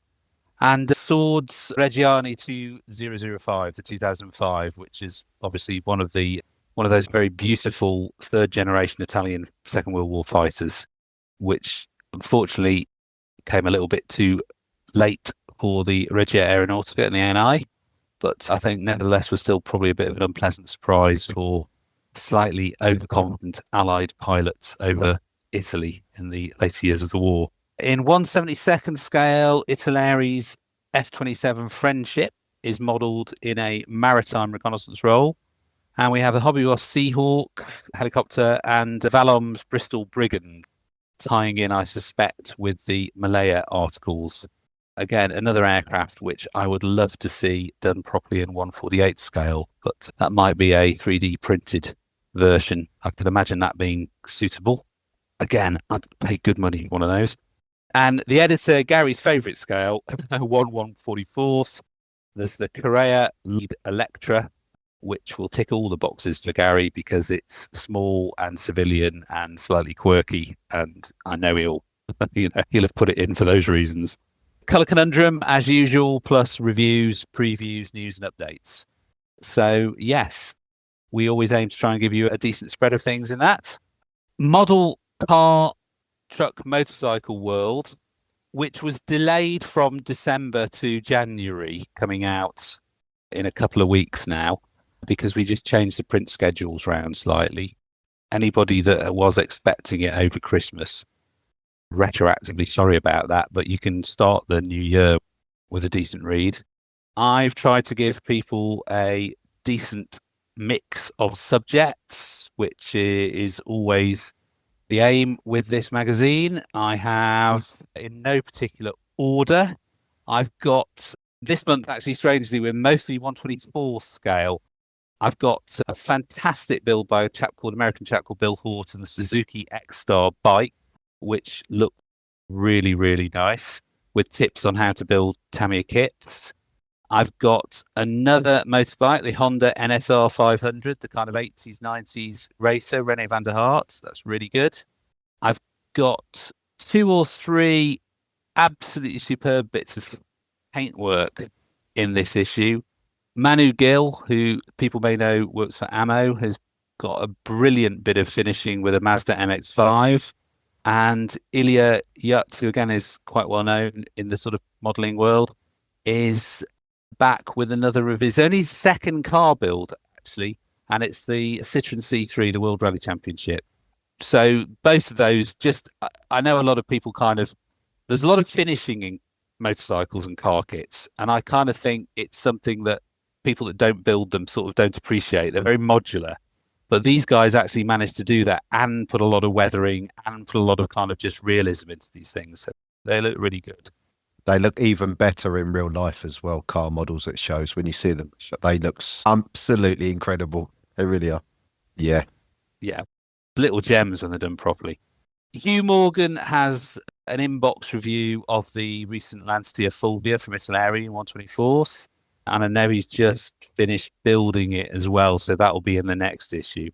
Nick Allen has got an abandoned Chevy 1941 pickup in 1/2 scale, going from memory. And Hugh Morgan has ICM's Renault AHN2 truck, which was a kind of a military Second World War truck that was then released onto the civilian market post-war. And it's one of those very angular, corrugated French kind of things that kind of looks like it should just fall apart the first pothole it hits. And funnily enough, he's built it on a diorama where it's a leaky radiator. We've also got diecast news, which features mostly American fire trucks and pump engines this month. That's something we always try and have a bit of in the magazine. I've got a nice little build, a bit of history about that classic 70s British three-wheeler, the Bond Bug, which Airfix reissued, I think, in 2024 by a guy called Trevor Pass. And for people wanting some serious truck action, the Spanish Pegaso lorry is built as a recovery truck by Eric Fontaine. So it's got a scratch-built recovery section at the rear with a truck lifter and a crane on it. That's a really nice bit of modelling. That's a 3D printed kit to which he's put onto a chassis and then scratch built things. I've also got a couple of other special little things in there, some not plastic models, which I shall leave the readers to find as a surprise in my attempts to encourage people to widen their modelling horizons. So hopefully those will go down well. And one last truck, another bit of classic 70s European heavy-duty motoring. The Volvo N88, finished to match the replica in a museum in Holland. That's by Dutch modeller Kees Kamp. So that's well worth a look if you know his work. He's another guy that will scratch build a lot of stuff. So hopefully that's enough for everybody in there. And then the final bits of the guideline portfolio are the railway magazines, which obviously has quite a faithful following. And I know there is a bit of crossover between plastic modelling and railway modelling, so it will hopefully be of interest to people. British Railways Illustrated has more pre-1970s photos this month, including features on WR Britannia's, the LNR D49 Class 4s, Clune Castle, Kenneth Gray's notes from the line side, as well as items covering Kyle of Luckhouse, Stratford upon Avon, and early diesels at Vauxhall. I will freely admit that I'm not quite sure what some of that means, and I'm really sorry, but if you're a railway modeller, hopefully that's really exciting. And you weren't reading that at all, were you? I wasn't reading that at all. And in other news, now the weather. And finally, Railway Byline, which features things like industrial narrow gauge railways, branch line scenes, and such forth, which include the final part of Mike Fell's piece on Longton. Nick Deacon has something on Leith North, and there are some other articles on North Woolwich, Toaster, Gleneath, and Silverdale. And my potteries brain seems to think that some of those places may be in the potteries, but who knows? Also, there's a free Modern Rail digital download as well, which will take a look at changing liveries and scenes on the central section of the West Coast main line. And one last thing to mention before you probably all, with relief, go, he's finished finally. War Paint number 151 will print in January, and that is on that British classic, the Andover. So hopefully that will make a lot of people very happy. Oh, fantastic. Very much so. Who's the author of that one? Do you know what? I will freely admit that I wasn't told that, and I'm rubbish. That sounds like an Adrian Balch job. Gary did tell me who it was the other day, but in the notes that he sent, he didn't, and I'm really apologising. So just like to think, I was saying our guidelines is that kind of quirky British blend. But one of it is that quirky British blend of the gentleman amateur that's kind of just puffs his way through things and hope people don't notice. Well, you got my interest up with the truck action. Yeah, that's good. Yeah, I mean, I'm a bit biased because obviously I edit it, and I don't really build car, truck, and motorcycle models. I built a couple, but I find it fascinating. I just love looking at how other genres of modeling can inform your own work. And it's just brilliant. The way that stuff is done is it's different, and it's different on all those three genres. I just think if you've never picked up an issue of it, just try one and see what you think. I mean, it's great. Like all sorts of things. There are so many crossovers that connect us rather than dividers. It's just worth a look. Very much so. It's the same as our episodes in that if it's not a subject that you're actually keen on as the primary cause, you may pick up a tip or some ideas that you can actually transfer into your own hobby building. And I, for one, looking online, I take it most of these titles are all available online as well as at newsagents? Yep. You can buy them as digital editions, and you can find out how to do that at guidelinepublications.co.uk. And there's no tariffs on those? No, there are. Although it must be said that we are still shipping magazines to the States as efficiently as we can. So if you are a US reader wondering how to get hold of printed copies, please don't worry, they are still available. Well, I must admit, I am actually going to get a copy of each of those magazines just to have a look through, not for the fact that you're now sponsoring the show. It's just a case of you've piqued my interest, with the exception of MMI, which has something. Rob Briv, some American modeler, I believe, may have a podcast. I'm just busting his chops to actually quote him. I'm not just saying it because John's here, but MMI is my favourite armour military modelling magazine. It is superb. The production values in it, the photography. Going back to when we spoke to Spencer about how writers write rather than just describe what they're doing compared to their thoughts and feelings on a build. MMI is really, really good. I often pick that up when I see it. Yeah, I think fair play to the editor, Dave Grummett. He's spent a lot of time polishing and tweaking that magazine to get the best people in there, and it really does look good. And I know that I think AFV modelling puts aircraft modelling to shame many ways, because aircraft modelling is just starting to pick up some of the stuff from AFV modelling, especially in the finishing departments and aftermarket. But yeah, he really makes the most of it. And he's got a really talented team of kind of regular and semi-regular contributors. And he's a very talented historian. And it's a big magazine. Every time I get it, they're boasting about on the front about this one's got so many odd pages, than before. And it's a fat magazine. There's a lot of stuff in there. And for the price of a British pint, you've got a good few hours of reading there. So buy one and take it to the pub and sit and read it. Well, I think depending where you are in the UK, it might even be cheaper than a British pint now, especially if you live in the south of England. It probably is. John.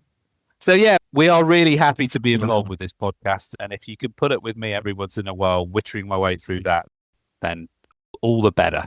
And thank you. Well, hopefully we can entice you back at least once a month to give us an update of what's actually coming out in the future. Thank you. Thank you for having me here. Thank you. So that will actually give members time to actually either place an order at the newsagents or go online and actually get a copy of the magazine when it drops. So thank you very much for your sponsorship. It is appreciated, and welcome to the family.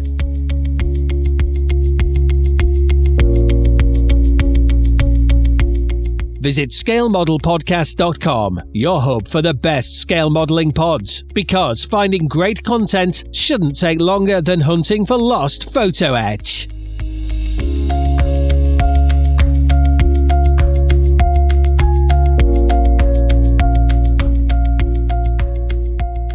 Please support Models for Heroes, as sometimes building a scale model can help rebuild a person. Visit modelsforheroes.org.uk.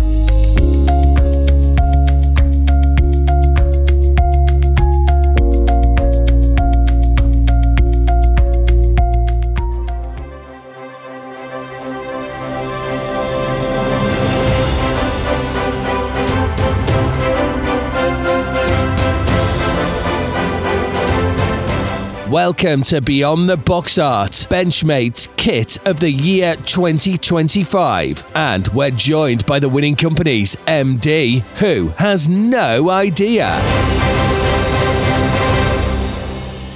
Right then, Benchmate, we'll start off this section of the show with the results for the Benchmate Model of the Year competition. In third place, we've got Airfix with their 148th Jaguar.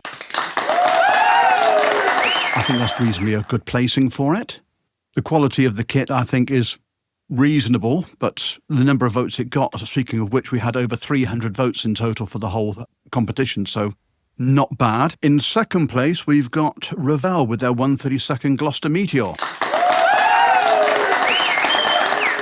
Very good option, but the first place kit, I'm a little surprised at the number of votes it got, but it got over 2/3 of the votes, which is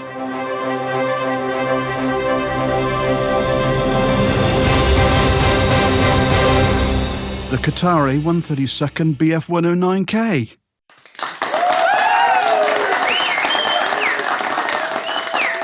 Oh, wow. Oh, thank you so much. Oh, wow. Well done, Mo. That's great. Well done. Congrats. Oh, I'll pass that on to the guys. Oh, I can't pass it on to the guys until... Yeah, okay. Yeah, okay. You can tell the guy, but yes, that was the reason I messaged you this morning when I got the results in, is to try and get you on for this episode, the recording, because I thought I would really like to give you the result live at the same time as everybody else. Oh, I've got a little tear coming. Thank you so much to all the Beyond the Box Art Benchmates and to you guys for the awesome job you do. It was really good to meet you at Telford. Yes, that time seemed to slip by so quickly. I got there Friday afternoon. The next thing I knew, it was Sunday evening. We were packing up. Where did the weekend go? Yes, it was intense, but amazing. I loved my trip. Oh, well, listen, we're so thrilled about this. I know you guys are doing a fantastic job and you're audience is growing all the time. So we appreciate it very much. You're very welcome, my friend. There will be a little trophy coming in to post to you in the new year. We just got to get it made first. It's not a K4, is it? Stop it. I've got 700 of those in my spare bedroom. I don't need another one. But not got a gold-plated one yet, Mark. So No, that's true. How many times have you built one, Mark? 6 or 7, and I'm finally getting one that's primed and had some old-fashioned pre-shading done. So I'm hoping to finish that over the holiday season. I'm just still trying to finish the PR Spitfire that I took to Telford, which seems to be moving backwards, not forwards, but it will get there. Okay. Have you got the canopy moulding sorted yet, or is that still a work in progress? No, that's all good. So they should be shipping as people hear this podcast. Oh, fantastic. Okay, and another little piece of news that you dropped on socials the other day, the Spitfire 5B is in production. Hallelujah. Once again, all I have to put on sackcloth and ashes and apologize for the delay. Everything's go. There's some thousands being made in China right now. They're almost finished production. They'll be putting all the package together with the decals and the instructions. So it's unusual and a little bit of a strain to have 2 kits shipping at almost exactly the same time, but we have to get them out. And so once again, hopefully everybody will appreciate that we've tried to make the 5B as good as it can possibly be instead of putting it out 2 months ago with some parts that we weren't proud of. So people have been extremely kind and very few people have wanted a refund, although they are, of course, available anytime. Yeah, thanks for asking. No problem. And is there any point in asking or even trying to tease out of you, is there any movement for a later version Mark 5B? I think Richard has a secret list of every Spitfire variant ever manufactured. Interestingly, I don't know if he didn't think I wouldn't want to do the PRs, but the PR Spitfire line, I believe, was my idea. That was one of those things that came out of some beers, and I believe it was my idea. But Richard's a Spitfireaholic, and he would do Spitfires till the cows come home, as we say here. So I think you can say, yes, there are plans. Whether there's drawings, whether there's metal, whether there's production is to be revealed. Okay, fair enough. Roll on the Mark 14. That's all I can say. Now, we've had this conversation, and yes, but there's nothing happening on Griffin Spitfires at the moment. I can promise you that. But it will. Darn it. Which is ironic because I've just changed jobs as this actually drops, and the airfield I'm going to actually has a proliferation of Spits. So instead of just a 5B, I now need a 12, I need a Spit 9 LF and HF, and I also need a Spit 14. Accelerate the production a little bit, be rather than appreciated. You'll always sell Spitfires, Mark. Oh dear. So obviously the weekend of Telford, and also with Scale, was it Scale ACT that you actually dropped the news of the Thunderbolts? Yes, it was, I think in retrospect, perhaps, well, it was an exhausting but rewarding thing to get our tiny group of people at 2 places at the same time on opposite sides of the world. We probably haven't marketed the hell out of that yet, but yeah, it was interesting at Telford. It was exactly as I thought. I put the 109 banner up and people were walking past going, oh yeah, P47. And then somebody looked around and went, that's not a P47. And then the buzz sort of spread from there that we'd announced 2 things in the same weekend. And so I actually took 3D printed fuselage halves of the one I need to our IPMS meeting last night. So that I'm going to put together about 4 fuselages, and there's a couple of very influential people I'm going to send them to. We've got time to get the shape absolutely right. And because we don't put engines in, although Radu has sneaked in a sort of vestigial engine into this one that just sort of forms part of the nose molding, which you'll see on the pictures of the cab when it comes out, or of the 3D parts. So, but I'm already getting messages from people who want to, know the dimensions to fit aftermarket engines. So those people will have their fill. So we've got time to take feedback and get this absolutely right. The CAD is finished, pending review. So I think we've got about an 8-week period to get feedback and then press the button on the mold making. The P47 is not as developed. We're about 3 months into that design, but Jason, who we got back from industry, he used to be a Wing Up Wings designer. He's just charging at 100 miles an hour on that model. It's the CAD's looking amazing. And again, we've got really interested parties around the world saying, are you sure you're going to get this right? Do you know about this? I've got this drawing. And we're going, send us everything, because we don't want a priceless piece of information to arrive after we're putting the plastic in the box. You know how it goes. What brought the P47 on? What was the thought behind that one? We've got to try and satisfy an audience around the world, and we've looked initially very Spitfire centric. We were a bit of a one-trick pony for a while, and that's very British and Commonwealth. And then the Luftwaffe stuff usually is a staple. You know, every model company does a Messerschmitt and a Spitfire to start with. We looked at the P51, but you know, there's P51s coming out from various companies now. And much as I love the P51 and New Zealand flew them, it looked like just a bit too crowded of a market. And then when you look around the World War II fighter scene, because 32nd scale, in my opinion, you know, suits fighters just right, then the P47 comes up the list, and then you go, okay, well, there's an RAF component to it. And then the color schemes, just the color schemes. And we're almost picking models now for their weathering potential. You know how weathering has become such a cool thing and everybody's learning, and even old dinosaurs like me are learning. So when you look at weathered P47 in the South Pacific or in Europe, especially olive drab and neutral gray, and then the RAF ones in the Southeast Asia, the weathering potential is massive. So it's almost like you're picking the airplanes that weather most interestingly to do. It's not quite as simple as that, but anyway, there are other suggestions on the table. There's at least one other project in development right now, which I can't say anything about, but any suggestions welcome. And as you guys know, I just say yes to everything, so nobody knows exactly what we're doing. Mark, can I ask, have you discovered any, well, so far in the sort of early stages of Thunderbolt stuff, have you found any stories yet to tell like you've done with other kits? Do you mean about pilots or about the design? Yeah, pilots and stories, because your kits do tend to weave that into them, don't they? I'm going to be completely honest and say nothing's jumping out at the moment. I'm reading P47 stuff, well, rereading P47 stuff. Some names are coming to the top of the list. It's hard to know as a manufacturer. Do you go with the aces like Zemke, other well-known American figures, Zabriskie, or do you find a moving story like our box art of the 109K? He's a guy that maybe, you know, nobody had ever really heard of. And do we find a really interesting aeroplane flown by a pilot that is not well known and then tell his story? So any suggestions welcome. The open slather. Yeah. Okay, John, have you got a question? Only a couple of things, actually, which is, say, one of the things, Mark, is that in the current issue of Scale Aircraft Modelling, which I think is coming out this Thursday, we've actually got a build of your 109K4 in there. Oh, cool. So that should maybe pull in a few more pre-Christmas sales. People wondering what to buy. Great, thank you. Can I put a request in for Neil Kirby's P47, please? The Pacific Ace. Neil Kirby. It's got a nice white tail. He's relatively unknown, but he was quite important. I think he was the first P47 Pacific Ace.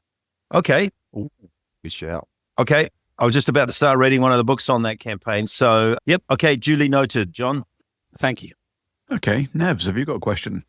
John has just stolen my thought, not about Neil Kirby, but I know that the Razorback is the first variant. Have you got a timeline for when you're thinking of doing the bubble top? I think it'll be, I theoretically haven't announced the bubble top, but everybody knows you're going to do one. I think it'll be quite quick. I don't think it'll be, there are other companies that we won't name who make provision for a second variant in their kit, and then 10 years later, the second variant still hasn't come out. We won't be like that, partly because we can't afford to be like that. We need to maximize the mold. One of the things that Jason's working on really hard is how can we, it's not really a money thing, it's a how good is the build. We want to see if we can make the fuselage not put together, because that sounds simplistic, but really easy to put together without seam lines to fix. And then the option is, can we actually produce those fuselage parts that allow a Razorback and a bubble top without too much other mucking about with the fuselage? So he's got a really interesting technical brief from me. You've heard me rant on about surface detail. So we're going to work with our Chinese molding partners to see if we could do something new on the surface detail. But Jason is also tasked with making the fuselage multifunctional, put it that way. in a way that doesn't end up, I mean, we can all name kits where the company tried to do too much and then you end up with it. I was going to say, I think, did somebody do that in 48th at some point with a couple of different variants? So the D and the M, I think it might have been. Oh, I was thinking other aircraft, but I'm not going to mention any company names. I don't want to fall into that trap. But the thing is, the molding is so accurate right now. So I've got the designers to buy a couple of Bandai kits, the Gundam or Gunpla, some variants of that. You know, everybody's telling us how Bandai just pressed together. They look as if they've been molded amazingly well. There is no reason why we can't match that. So we should be able to do a multi-component fuselage that offers the options of Razorback and bubble top with minimal seam cleanup, as opposed to bits going in here and bits going in here, not quite fitting, needing seams, needing rescrewing. Wouldn't that sort of go off whatever the panel lines are available for you to work with? Exactly. And you just look at the design of the real airplane and you try to copy what they did. So yeah, that's Jason, I think, is the right guy because he's been doing engineering CAD for a metal steel and aluminium engineering firm for 5 years. So he's come back with some really interesting ideas that I'd probably maybe wouldn't have developed if he'd stayed in the modeling CAD field. Okay. I mean, I know we've touched mainly on the P-47, but out of Telford, the one thing that really got me excited was the E4, the BF-109 E4. Oh, good. Something for everyone. Because the Emile is my favorite series.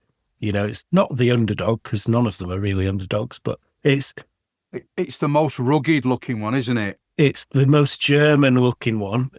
Have you got any ideas of particular aircraft you want to include in the box? Obviously, you've got plenty of Battle of Britain potential. So I have been, the wing leader box from Mark Postlethwaite and crew. I've been going through there's 4 on the 109 from the Battle of Britain.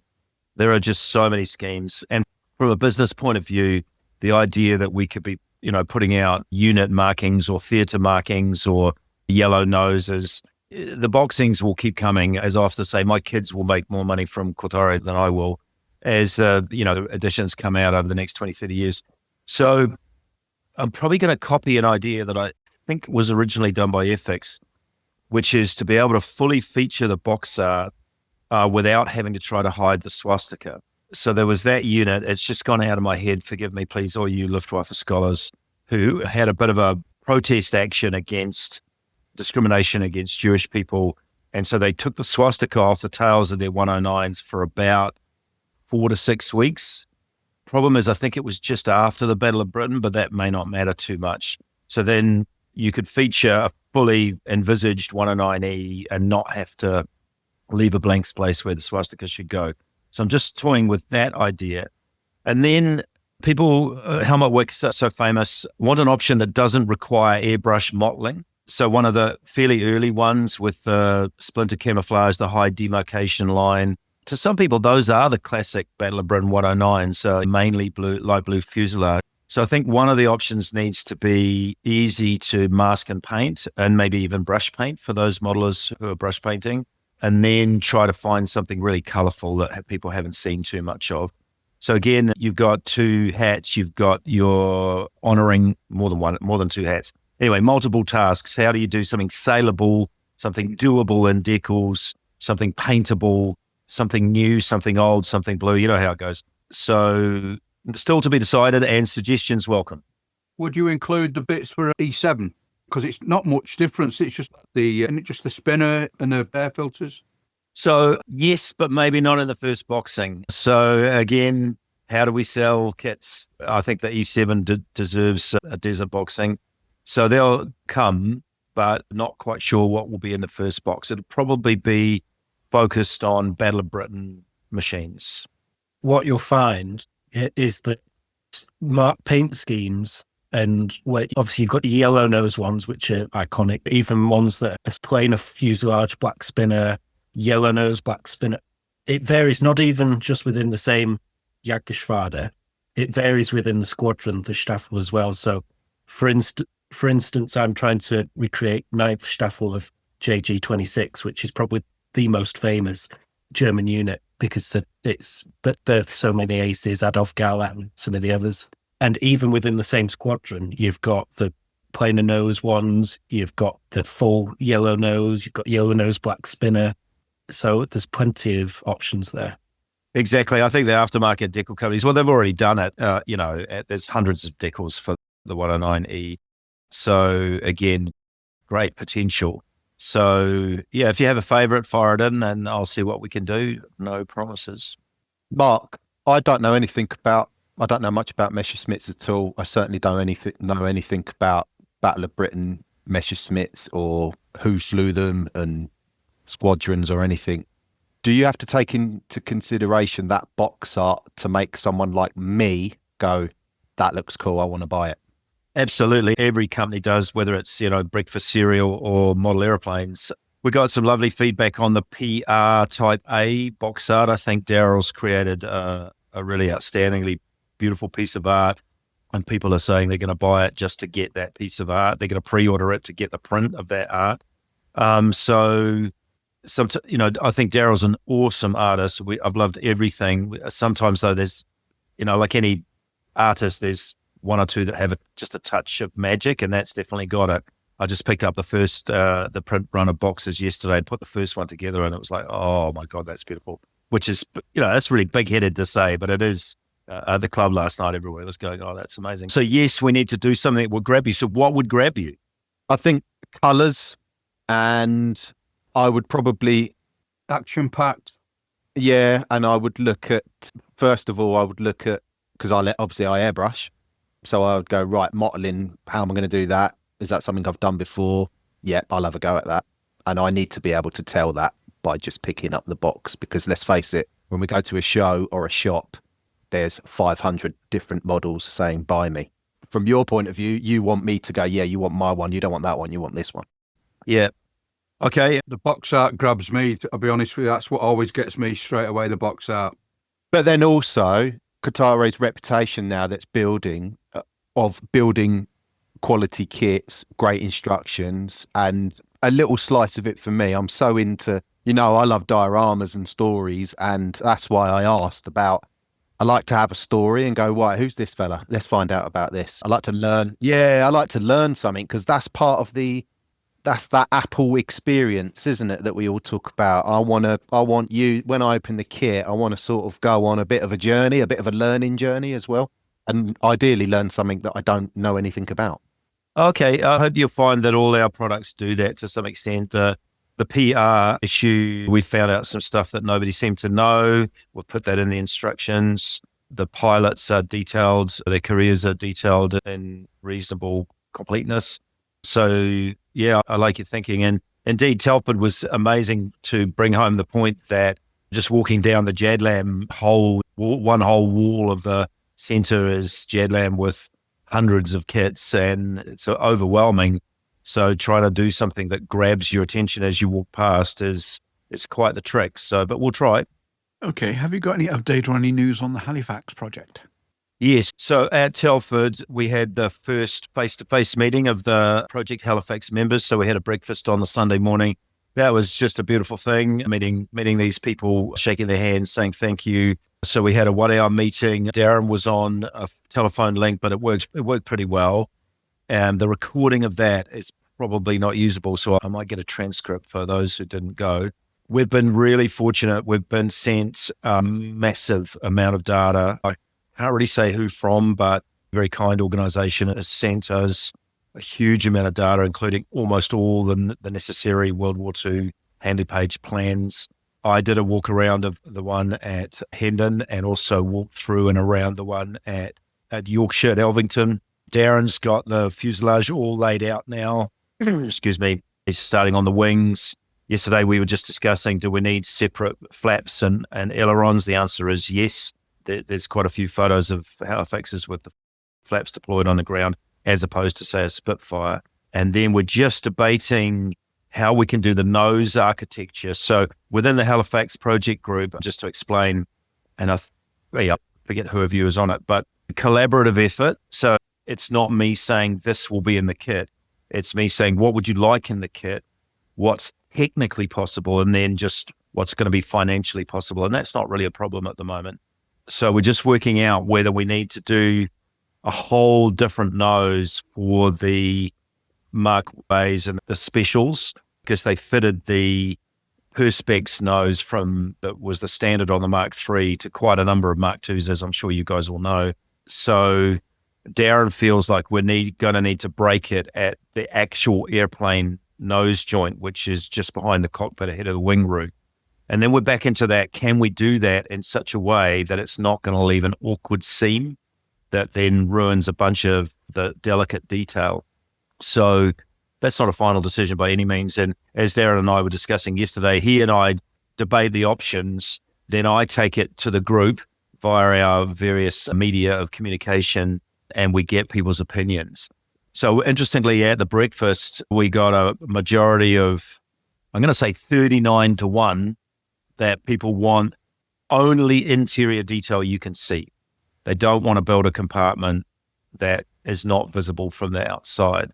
And while that was just the 40 people at the breakfast, it probably represents the opinion of the whole group, but I'll go to the whole group and just confirm that. So this is how that project's working. It's like, I've got an idea how it's going to be, but it's already changed about 5 times. We're finding we can do more versions, especially something like the Coastal Command one, because that gives a whole new color scheme to add. And people are saying quite strongly they would not like that and like this. And so it's really a lovely process. So I'm not trying to act as a salesman. I'm just saying it was a massive risk for me to start this thing in this way. But I'm saying it's paying off, not financially yet, but it's paying off in terms of really passionate people getting involved, debating with each other, and then out of it will hopefully come an amazing kit set. Okay, you mentioned the Coastal Command scheme. Does that actually have an influence on the type of plastic or the colour of plastic that you use for the kit? As in, if you were to use a standard dark grey, is that going to be a pain for someone who's of moderate modelling skills to actually get a decent colour white to actually colour the scheme? Well, we're actually going to have robots that are just going to spray all the schemes for you. So you'll just order those colour scheme you want. So no, I don't think so. Not with the modern coverage of paints. So Matchbox, they went with the different plastics in the same package. As I'm thinking about that as a manufacturer, that must have been a manufacturing nightmare to make sure all the sprues were the color that the designer intended, all within a kit. I know as a kid, I loved them. Yeah, I know. Well, but on that topic, a second-hand shop in Auckland has just come into a collection, unfortunately, a deceased estate collection of 900 Matchbox kits, including some really rare ones. If you're anybody's... It's quite surprising how many they actually did, isn't it? Yes. So there's a lot of duplicates in there, obviously, but Constellation Hobbies, if you want to jump on and have a look, he's a nice guy. So no, I don't think it'll affect plastic color choice because we'll probably go with our standard mid-grey, but good question. Need to think about it. It does actually raise a point, Rum, you going back to the conversation about Gundam and Bandai, because they're actually, in some of their kits, they have multicolours on the same sprue. I know. How do they do that? Well, I said in an email to somebody yesterday, we're like David Bowie was a real musical hero of mine, and he had no shame about saying he was a magpie or a thief. He would just steal ideas and lyrics, and he would make a song out of a headline or whatever. And so as a model company, we are buying all the products of all the state-of-the-art manufacturers. We're looking at the good ideas. We're stealing what looks like it's going to work. We're trying to innovate ourselves. Other people seem to be looking at us, probably stealing some of our ideas. And that's how the industry works. I bet you're struggling buying 148 scale Halifaxes. Didn't there used to just be one? Yes. And that was potluck if you could get that one to fit. Whoever, I don't know the gentleman who was behind FM, but gosh, he deserves a medal. But because I think he was largely working on his own. And knowing the effort it's taking us to create a 48 scale Halifax, the fact that he did it, 28 years ago is incredible, really. If I ever see one, I'll buy it just for the historical value. But yes. I have seen a couple for sale now and again, and they do tend to get quite a few quite high prices. Yeah, that may change when ours hits the market. One side of the fuselage is 132, the other side is 148. That your chance.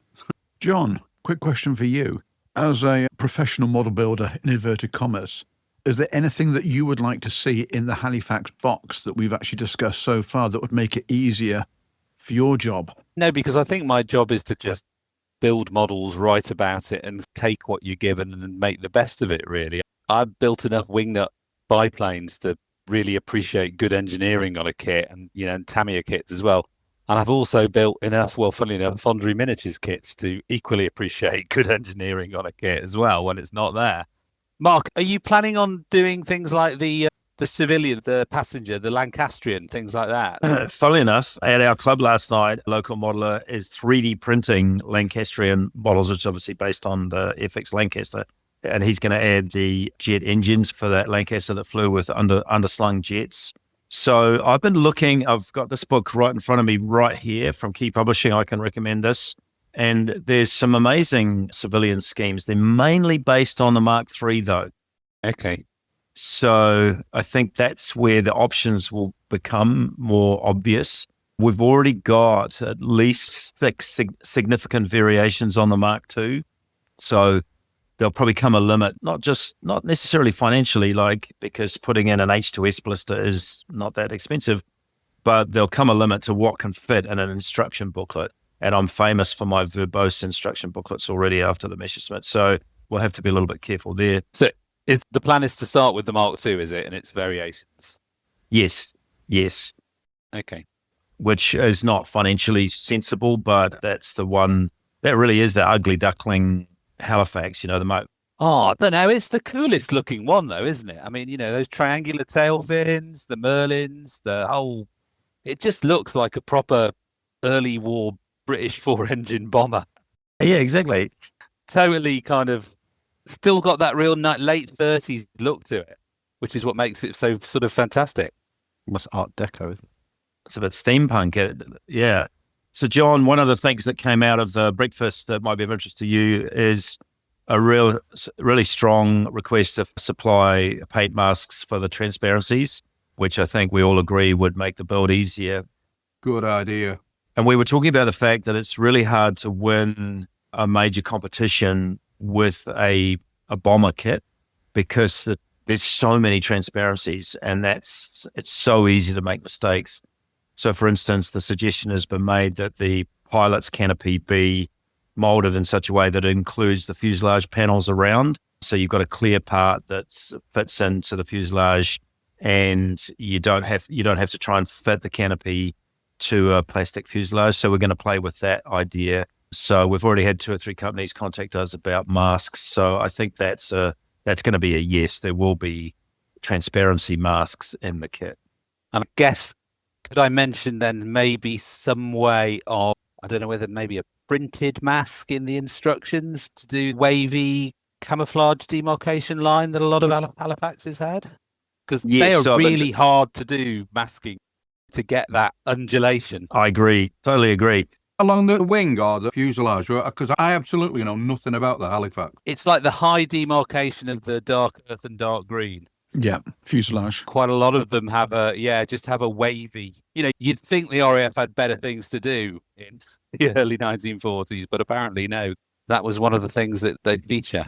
Yeah. Oh, okay. So that's been exercising my mind, not just from that fuselage demarcation, but also just the wing standard camouflage demarcation. In fact, this is the beauty of this Project Halifax. So I actually put a post out on our private Facebook group saying, would anybody like to work on this for us? We're going to need the profile artist to have drawings to work from for the camouflage pattern. They tried an A and B pattern, but it sort of fizzled out very quickly. But then again, you've got all the variation of, a guy standing on a wing with an airbrush deciding whether the curve is going to be here or there. So a couple of guys are going to set up a little spreadsheet with pictures of all the different camouflage pictures for us. It's not me trying to save money. We can have people do that. But it's nice when somebody who's signed up to the project goes, yeah, I'm a graphic designer. I could spend an hour on that.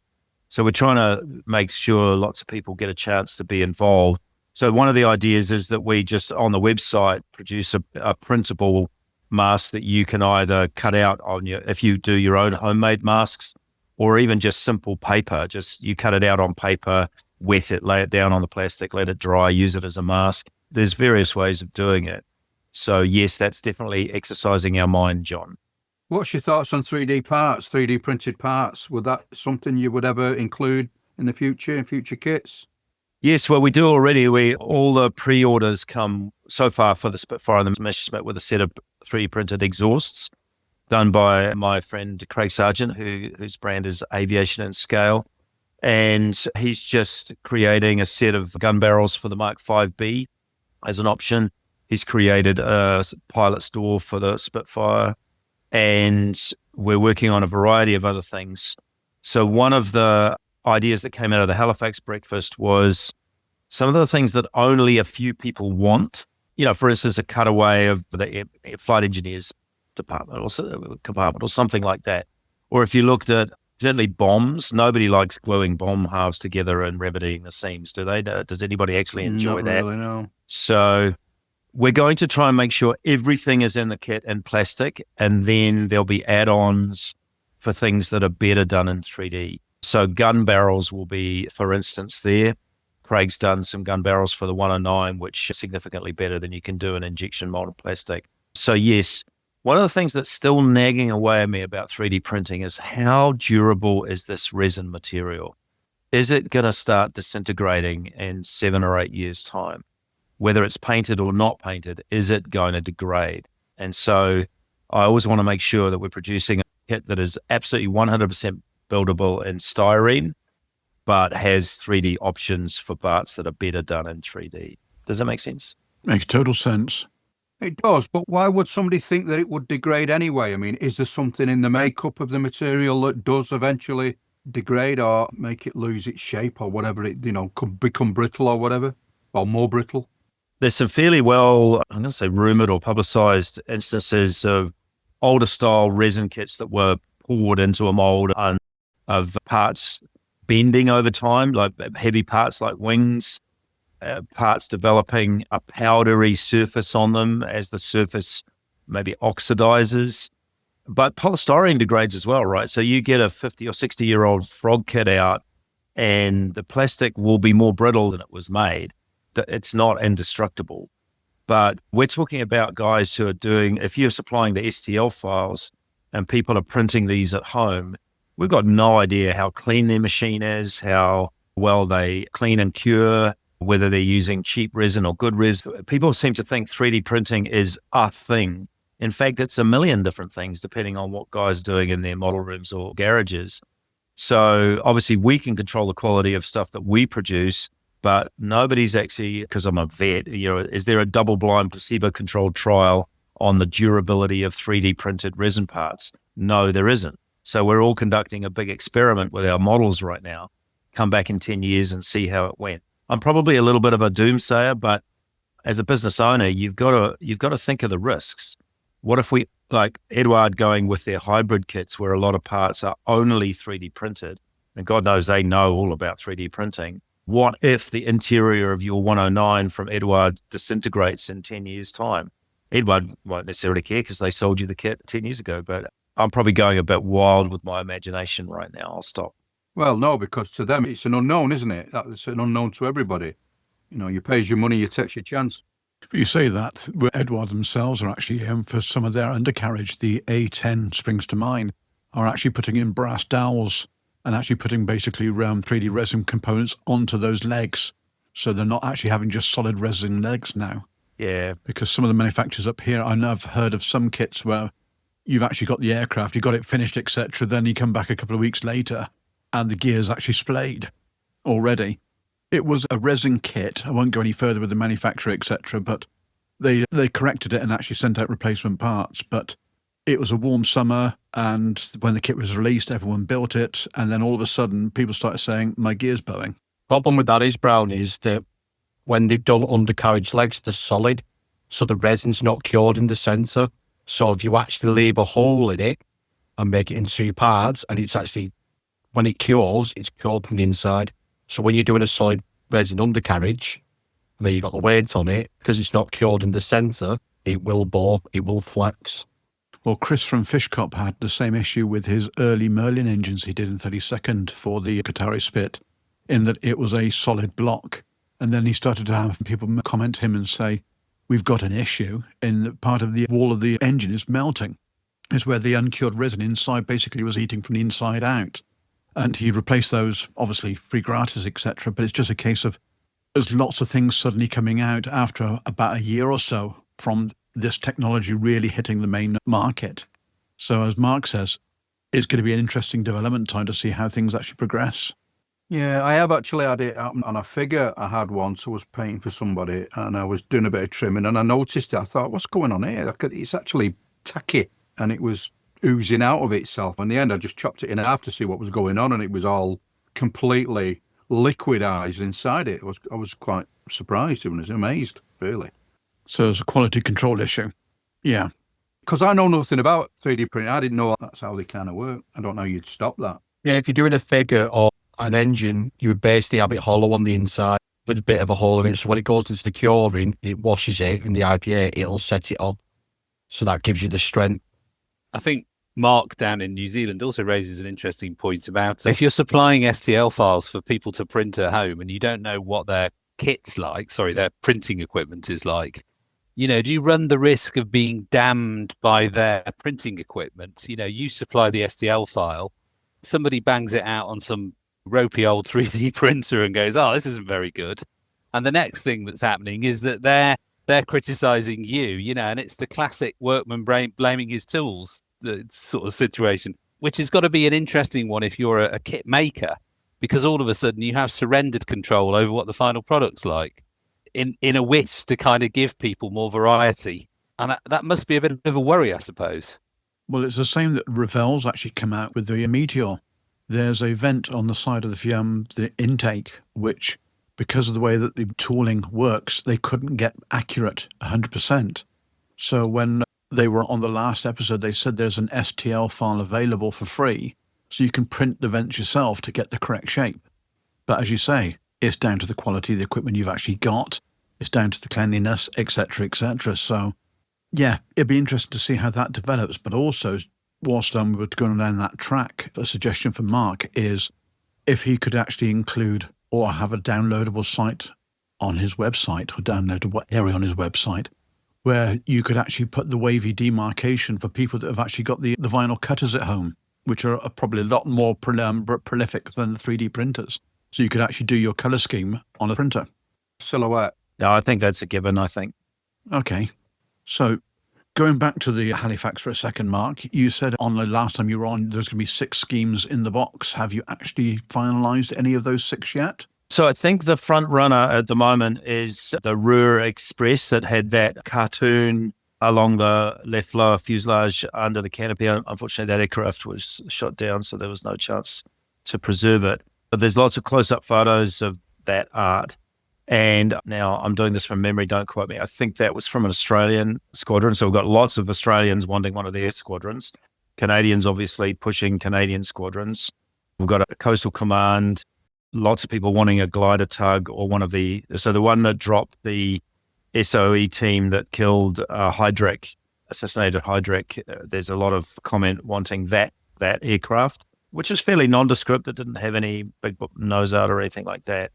So there's a sort of, it's almost like favourites for a horse race. We've got a front runner and then some ones coming up behind. Some people have sent details of their grandfather's one or their great uncle's aircraft, but out of that has to come some photos or something to tell us exactly what it looked like. Although, as people know from the Messerschmitt, I'm not totally tied to having documentary evidence. We can put markings in and people can make it look how they want, but the more evidence we have, the better.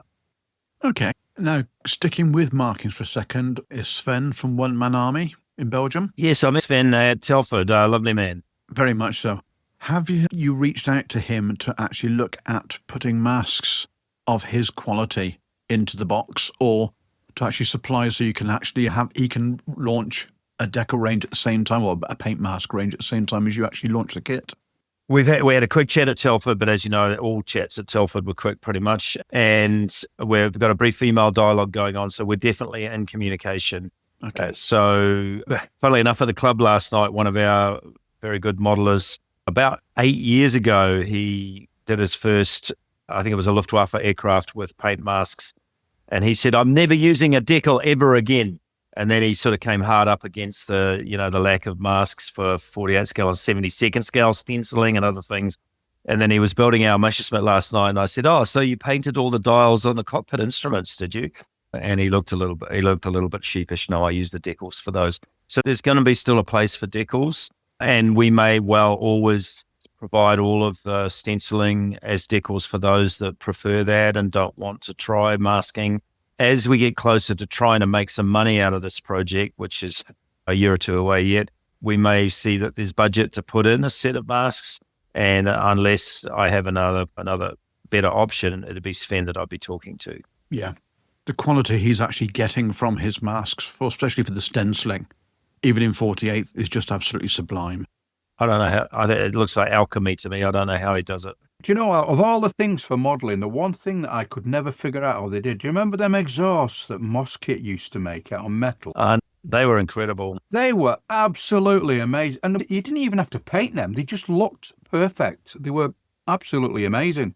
I don't even get them anymore, can you? Are they still going?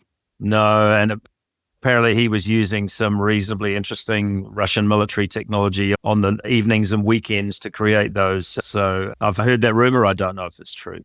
Okay, time's obviously pressing on, and I know you've got to get to work very shortly, Mark. But before you go, is there anything else you can tease our Benchmates with for the new year? There's one of the cool things about building a portfolio of subjects is exploring the special editions that are going to be possible. So the PR Spitfire line is already, the first one's already proven to be a success. So we're going to be continuing that. I've said one a year. That's no secret. But then as the hurricane comes to fruition, which is making rapid progress in China right now, there's the opportunity for some special boxings there. So a couple around people and a couple around machines, different variations of the early hurricane. They're a lot more complicated. They're a lot more complicated than most people get. So there's some stuff coming up in that genre. Okay, you mentioned the hurricane there. On one of your chats with the geeks, you were talking about looking at samples of machinery or what could be produced for the fabric for the hurricane skin. Has that trial actually taken part yet, or is that still work in progress? No, our partner in China has just gone ahead at an amazing rate. I think they're really loving the challenge. So I honestly do not know when the first test shots are arriving, but it's not a long way off. And I just can't wait to open the box of the test shots and see what they've achieved.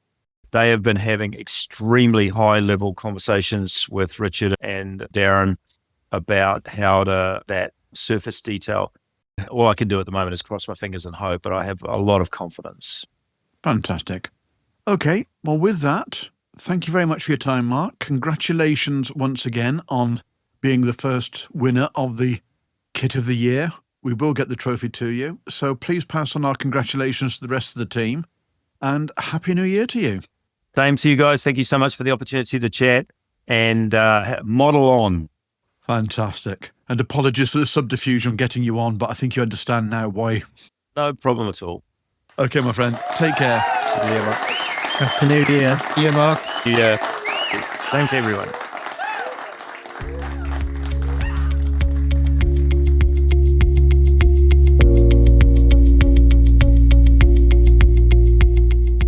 Fishcop Models, elevating scale modeling to an art form.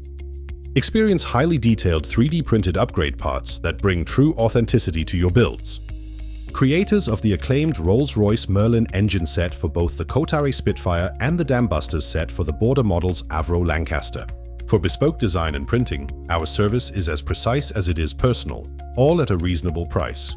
Please take a look at our products on www.fishcopcompany.de. Shipping is available for all of our products worldwide.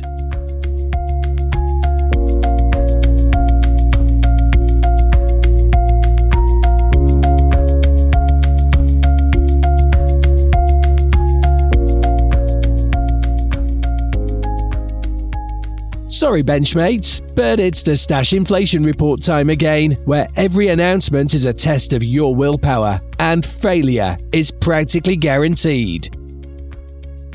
Right then, welcome to the first Stash Inflation Report for 2026. And deep breath, aviation fans, because if your stash was feeling comfortable after the holidays, that's about to change. Special Hobby have announced a 172nd de Havilland DH-94 Moth Miner. The Moth Miner was conceived in the late 1930s as an affordable private aircraft. Simple, economical, and designed to get everyday pilots into the air. The coupe variant, with its enclosed cockpit, reflected a growing shift towards comfort and practicality just before the Second World War changed everything. Special Hobby's 172nd release captures that pre-war optimism beautifully, perfect for civil aviation fans, interwar displays, or as a calm counterpoint to all the grey and green combat aircraft on your bench. Special Hobby have announced the 172nd Mirage 3C, titled the Southern Hemisphere Fighters. Few aircraft screen Cold War elegance like the Mirage 3C. Originally designed as a high-altitude interceptor, the Mirage became a global export success. This boxing highlights service in the South African and Argentine air forces, the type adapted to vastly different climates, doctrines, and geopolitical realities. From South African borders to South Atlantic tensions, this release offers striking markings and a reminder that Cold War aviation wasn't confined to Europe and North America. Border Model have updated us on the 135th Boeing B-17F Flying Fortress they announced a couple of years ago, and it's been a long time coming. Border Model's 135th B-17F was teased a few years ago, but has now moved into visible CAD development. The aircraft represents the height of the daylight bombing campaign over Europe, flying deep into heavily defended airspace long before escorts could accompany them all the way. At 1/35th scale, this isn't just a model, it's a centerpiece. Interior detail, crew stations, diorama potentials going off the scale, and it's going to be absolutely immense. Clear some shelf space or start building the extension to make room for this beauty. Zimmy Model are continuing their program of reissuing former Kitty Hawk kits, with the MH-60R Seahawk now announced. The Romeo is one of the most advanced maritime helicopters in service today, combining anti-submarine warfare, attack and surveillance into a single airframe. Operated by navies worldwide, this aircraft represents modern multi-role flexibility, and it's great to see these subjects returning to availability rather than vanishing into the aftermarket wilderness and eBay inflation heaven. Mung have announced a 148th update for their F4E Phantom II. Few aircraft have had lives as long or as adaptable as the Phantom. Mung's update of their 148th F4E tooling to represent the Hellenic Air Force AUP program reflects how nations extended the Phantom well into the 21st century. With modern avionics, new weapons capabilities and revised cockpits, these aircraft bridge the analog to digital transition era. A perfect subject for modelers who love what happens next in aviation history and gives you the ability to build out of the box what Costas built for the Best in Show at Telford in 2025. Armour Hobby are looking ahead to 2026 with a few new releases. Armour Hobby have announced a newer release for 2026 in the shape of a 148th Curtiss H-75A/P-36, the often overlooked predecessor to the P-40. Underrated, agile, and widely exported, the H-75 saw combat with multiple air forces early in the Second World War. Alongside that, Armour are upgrading their 172nd Hurricane 1 and Yak 1, reissuing them in the deluxe range, with new decals, 3D printed parts, and undercarriage alignment jigs. Thoughtful engineering meets historical staples. And speaking of which, Qatari have announced a Spitfire 1A late for 2026. Because of course there's another Spitfire, Qatari's upcoming Spitfire 1A late focuses squarely on the Battle of Britain period, when the aircraft became a symbol as much as a weapon. Expect forensic accuracy, correct detail variations, and markings that reflect the frantic summer and autumn of 1940. You already know that this will be a benchmark. Now, into special operations territory. ICM have announced a 148th MH-6J Littlebird. Now, this aircraft is synonymous with covert insertion, rooftop landings, and night operations from Panama to Mogadishu, beyond. Compact, fast, and brutally effective, it's an aircraft built entirely around mission execution.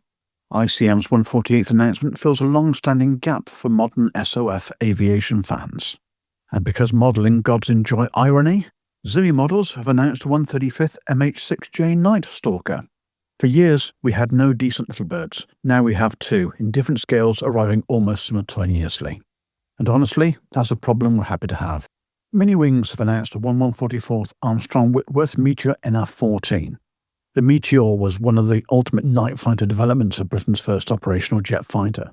With its lengthened nose housing, advanced radar and a stretched fuselage, the NR-14 represents the RAF adapting jet technology to Cold War realities. Interception, all-weather capability, and round-the-clock defence. In 1/144th scale, this is ideal for collectors or those wanting to chart the rapid evolution from wartime piston fighters to post-war jets. In the box, you get 3 marking options, with an 85 Squadron machine from 1958, a Air Navigation School machine from 1960s, and something a little different. Foxtrot Zulu Alpha Bravo Mike was an NF-14 operated by the CEV, or the Flight Test Centre for the French Air Force, and was still in operation in 1979. Obviously, the French believe in getting value for money, and the aircraft was a superb platform for test work. So that's the Aviation Stash Inflation Report, from interwar elegance to night stalking, special operations, and everything in between. Wallets lighter, benches busier, and shelves under threat. Now over to Nevs for the nauticals. Right then, shipmate, steady as she goes. If you thought your stash was under control, I regret to inform you that it very much isn't. First up, Bunker Studio are preparing to release what can only be described as a small naval uprising in 3D printed upgrade for Imperial Japanese Navy ships of the Second World War. They're rolling out an extensive range of IGN crew figures, sailors at attention, sailors in action, and naval aviators, in 1 to 200th, 1 to 350th, and 1 to 700th scales. So whether you're crewing a modest submarine or a battleship roughly the size of a hatchback, nobody on deck will be allowed to look underemployed.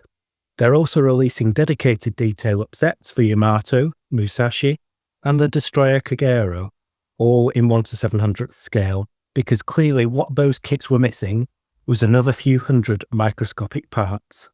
Fair warning, these sets tend to disappear shortly after release, usually just before you've finished convincing yourself you don't really need them. Expected release is February, so binoculars out and wallets at the ready. Next on the slipway, something for fans of escort carriers and people who enjoy masking patterns that make you question your life choices. Hasegawa are releasing a 1 to 350th USS Shamrock Bay. This is DVE-84, the 30th ship of the Casablanca class. The kit includes a masking set for that's rather lovely 3-tone splinter camouflage, plus 9 aircraft, all with folded wing options, because flat wings are clearly too simple. Decals allow you to depict the ship in multiple configurations between December 1944 and May 1945, which is excellent news if you enjoy cross-referencing photographs at 2 a.m. While this isn't a completely new tool, it has been a long time since Hasegawa last gave us a Casablanca-class carrier. Given the original dates back to 2010, we can expect new parts, upgrades, and just enough differences to justify buying it, even if you already own the original. This will be a limited edition, so US Navy fans, March 2026 is the date. You still have time to plan, and you will still be surprised by the price. And finally, Trumpeter have arrived with what can only be described as ambition. Trumpeter to release a series of PLA Navy destroyers in 1 to 200 scale, including the Type 052C Heiku, the Type 055 destroyer, DDG-138 Taitsu, and DDG-139 Ningbo. All of them are large, all of them are detailed, all of them quietly judging the size of your display space. But just in case that wasn't enough, Trumpeter are also planning a 1 to 200 German battleship Tirpitz. If this thing actually happens, you may need structural reinforcement, planning permission, and a dry dock extension. It will make the USS Langley, also planned in 1 to 700th scale, in both early carrier and seaplane tender boxing, look like a footnote. So there we have it. Crews for ships you haven't planned, carriers you hadn't intended to buy, and at least one battleship that might require its own room. This has been the Stash Inflation Report. And now over to Shane for our Gundam releases. Nevs, right then, Benchmates. If you thought sci-fi modelling was meant to be subtle and understated, Strangeworks have something to say about it. First up, and this one's not shy, Strangeworks 1/60th Monument EX. Yes, that was 1/60th scale, because apparently moderation is optional. This unit is based on Wing Zero suit from Gundam Wing and the Swaltz, and yes, it comes with full angel wings. Sculpting's bang on, beautifully defined panels, layered surface textures, and enough mechanical detail to keep you busy for weeks. It's engineered to be approachable for new builders, but there's more than enough going on to keep experienced hands happy here. You also get multiple jointed components, optional display stands, design options, everything from serene self-presence to full-on operatic mechadrama. Now, size check. This thing spans 78 centimeters in width, with the wings fully and it's nearly as tall. You won't need a display cabinet, you will need planning permission. Estimated release is February 26th, and RIP of 135 for that one. If that didn't quite empty your wallet, let's go smaller, stranger, and infinitely more charming. Type 2C Super Ball Moon Snowman in 1/20th scale. It's back. Originally released as a limited edition in 2011, this is only the second re-release in 6 years, which already puts it firmly in the buy it now or regret it forever territory. It's a snap fit kit, no glue required, fully movable thanks to the poly caps at every joint. You get snake eyes and raptor, and the SAFS hatch. And for this release, a redesigned nose bar that transforms it into a wonderfully odd Moon Snowman variant. Packaging and decals have been refreshed as well, so even if you missed it the first time around, this version is well worth a look. Good news, it's available now on online retailers. Bad news, it's only £30, which means you'll convince yourself it's an impulse buy, and accidentally add 3 other kits into your basket whilst you're there. So there you go, Benchmates. From Angel Wing Self-Dominators to Lunar Snowmen with laser guns. Your stash didn't ask for this, but it's getting it anyway. Now over to Dan with the armor releases. Thanks, Shane. Right then, after Shane's wandering off into the future, let's drag things firmly back into the mud, snow and steel of real-world history. RT Diorama. The Ardennes isn't just trees and snow, it's one of the most storied battlefields of the Second World War, from the German advance in 1940 to the desperate winter fighting of late 1944. This forest saw armour, infantry and supply columns collide in brutal conditions. RT Diorama's 135th Ardennes forest base gives you that history reading setting straight out of the box, ideal for late war winter scenes, exhausted infantry, knocked out vehicles or quiet moments between engagements. A strong foundation, a clear sense of place, and the rest of the story is yours to tell. From Zimmy Model. Leaping forward several decades, Zimmy Model stepped into the modern era with brand new tooling of the US Marine Corps amphibious combat vehicle personnel. The ACVP represents the future of marine expeditionary warfare, designed to replace the aging AAVs and built to operate seamlessly from ship to shore. This 1/35th scale kit includes 4 marking options, rubber tyres and sharp modern detailing that reflects today's multi-domain battlefield. A fascinating contrast to the Second World War subjects on your bench, and proof that military evolution never stops. Also from Zimmy Model, we have 2 very different but equally atmospheric subjects are on the horizon.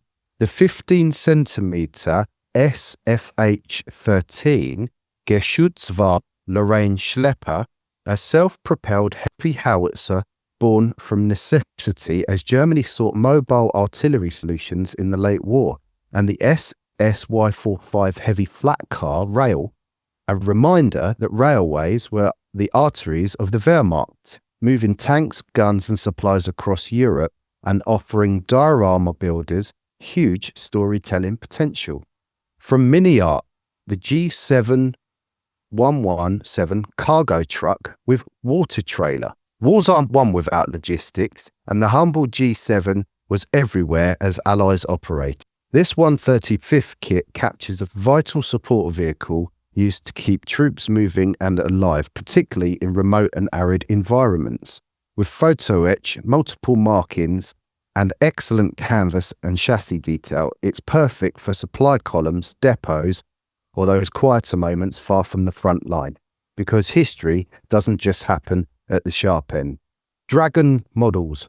Whirlwind returns. Looking ahead to 2026, Dragon announced an upgraded and newly tooled Flak Panzer IV Wirbelwind, early production with a 2-in-1 option. Born from the increasing Allied air threat in 1944, the verbal Wind was a stopgap solution, but an effective one combining mobility with rapid anti-aircraft fire, a classic subject refreshed for modern expectations. And finally, a legend from Meng Model. Meng's 172nd King Tiger with Porsche turret represents the very first production batch of the SDKF Z182 vehicles that shocked Allied forces when they appeared around Caen in July 1940. With its distinctive curved turret, monstrous 8.8cm gun, and near mythical battlefield presence, this compact but detailed kit brings one of history's most formidable tanks to life without demanding half of your display show. That's your Stash Inflation Report. History, hardware, and temptation in equal measure. And remember, it's a new year, so your I won it in a raffle credits have been refreshed. Do you want cutting-edge detail for your kits? Then take a look at Phase Hanger Resin Accessories, run by USAF veteran Mike Reeves. With real-world aircraft experience as a crew chief, Mike knows exactly where accuracy counts. And today, he's bringing that knowledge to life with precision 3D printed parts. From seamless intakes and nozzles to dropped flaps, pods, pylons, and cockpit upgrades, Phase Hanger's prints capture the crisp edges and fine detail that limitations in injection molding just can't reproduce. From 1/72nd to 1/32nd scale, you'll find add-ons from Cold War classics to the latest frontline jets with frequent new additions to the product range.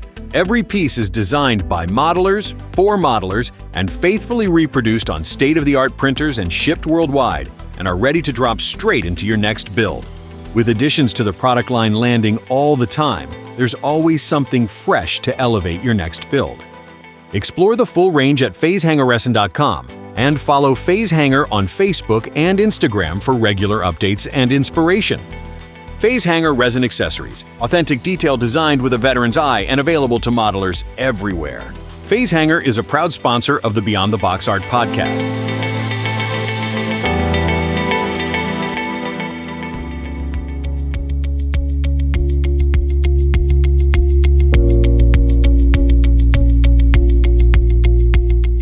Think you've heard it all? Think again. Follow Beyond the Box Art on the socials for updates that breaks the boundaries, bends rules, and redefines the ordinary.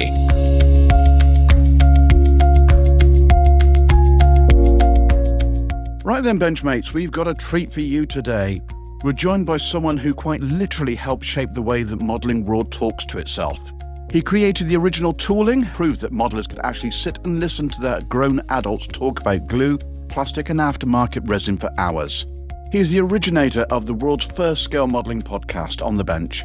He's an inspiration to all the shows on the scene today, including ours. Plus he's also the Vice President of Modelers Without Borders.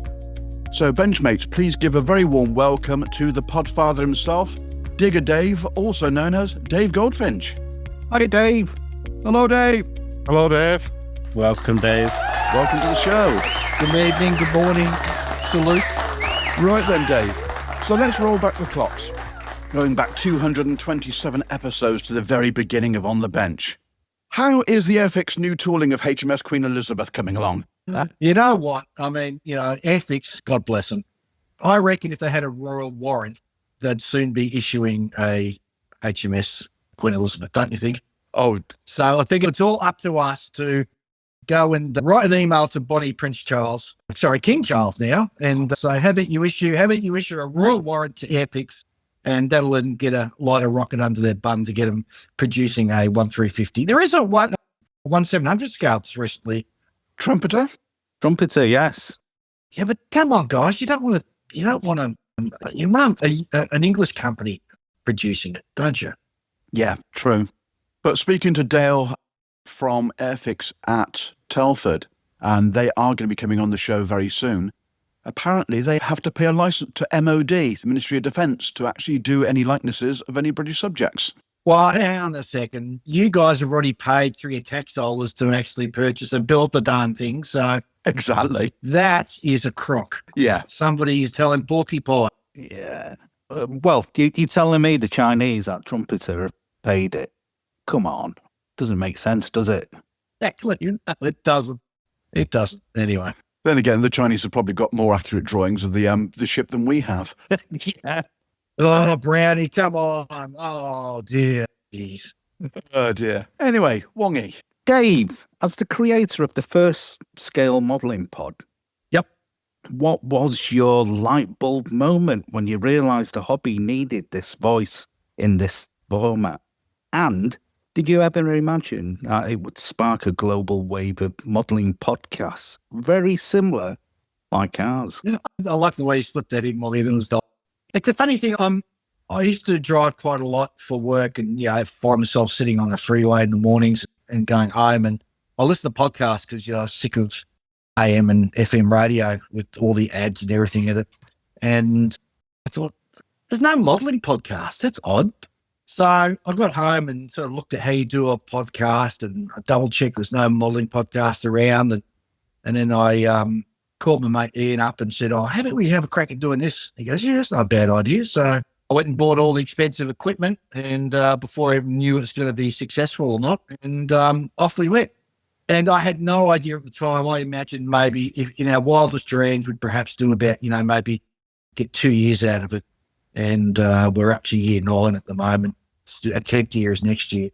And I didn't even foresee that there would be so many other people sort of coming on. In fact, I had an email from a chap just the other day who said he's starting up another podcast. And it's just such a pleasing thing to see, because we all sort of reach out to each other, and we all sort of talk to each other, help each other out with technical issues. And we've all become really close mates and good friends. And I know that I was thrilled to the back teeth when Brownie sort of reached out to me not that long ago now and said, hey, I'm thinking of doing something similar as well. And I just couldn't be happier. I think the more, the better, the more, the merrier. It's like you wake up one morning, you find there's a new model shop just opened up down the road from you, or there's another modelling manufacturer kicking off. I mean, I might not listen to every single one of them, but there's certainly something there that captures my interest at least once a month or whatever. There's certainly some there that I like listening to all the time. On the Bench is one I listen to all the time. You listen to yourself? Really? I do. I like the sound of my voice. So it's, especially at night time, I put it on and I send myself to sleep. Well, that's true, but also you can switch yourself off. I might try that. I can't stand the sound of my own voice. That's the thing. No, I'm with you on that. I'm not happy. And I don't think Balders has ever listened to one yet. But Wally, what you can do on your digital side of things, you can increase the bass, and it makes any sort of wimpy voice sound pretty good. So, bloody hell, you mean I can sound like Barry White? Yeah, of course you can. Just play with the mixer there and off you go. Oh, blimey. The wife might actually listen to me. Oh, yeah, baby. I sounded like Palpatine then. Yeah. Yeah, I think you did, actually. We've got one that look alike, Palpatine. The force is strong in this one. Oh, dear. Anyway, moving on. Nevs. Yeah, moving on to the actual Palpatine. So, Dave, over the years and 227 episodes. Yep. On the Bench has shaped conversations, its trends. It's even given us a bit of humour back within the hobby.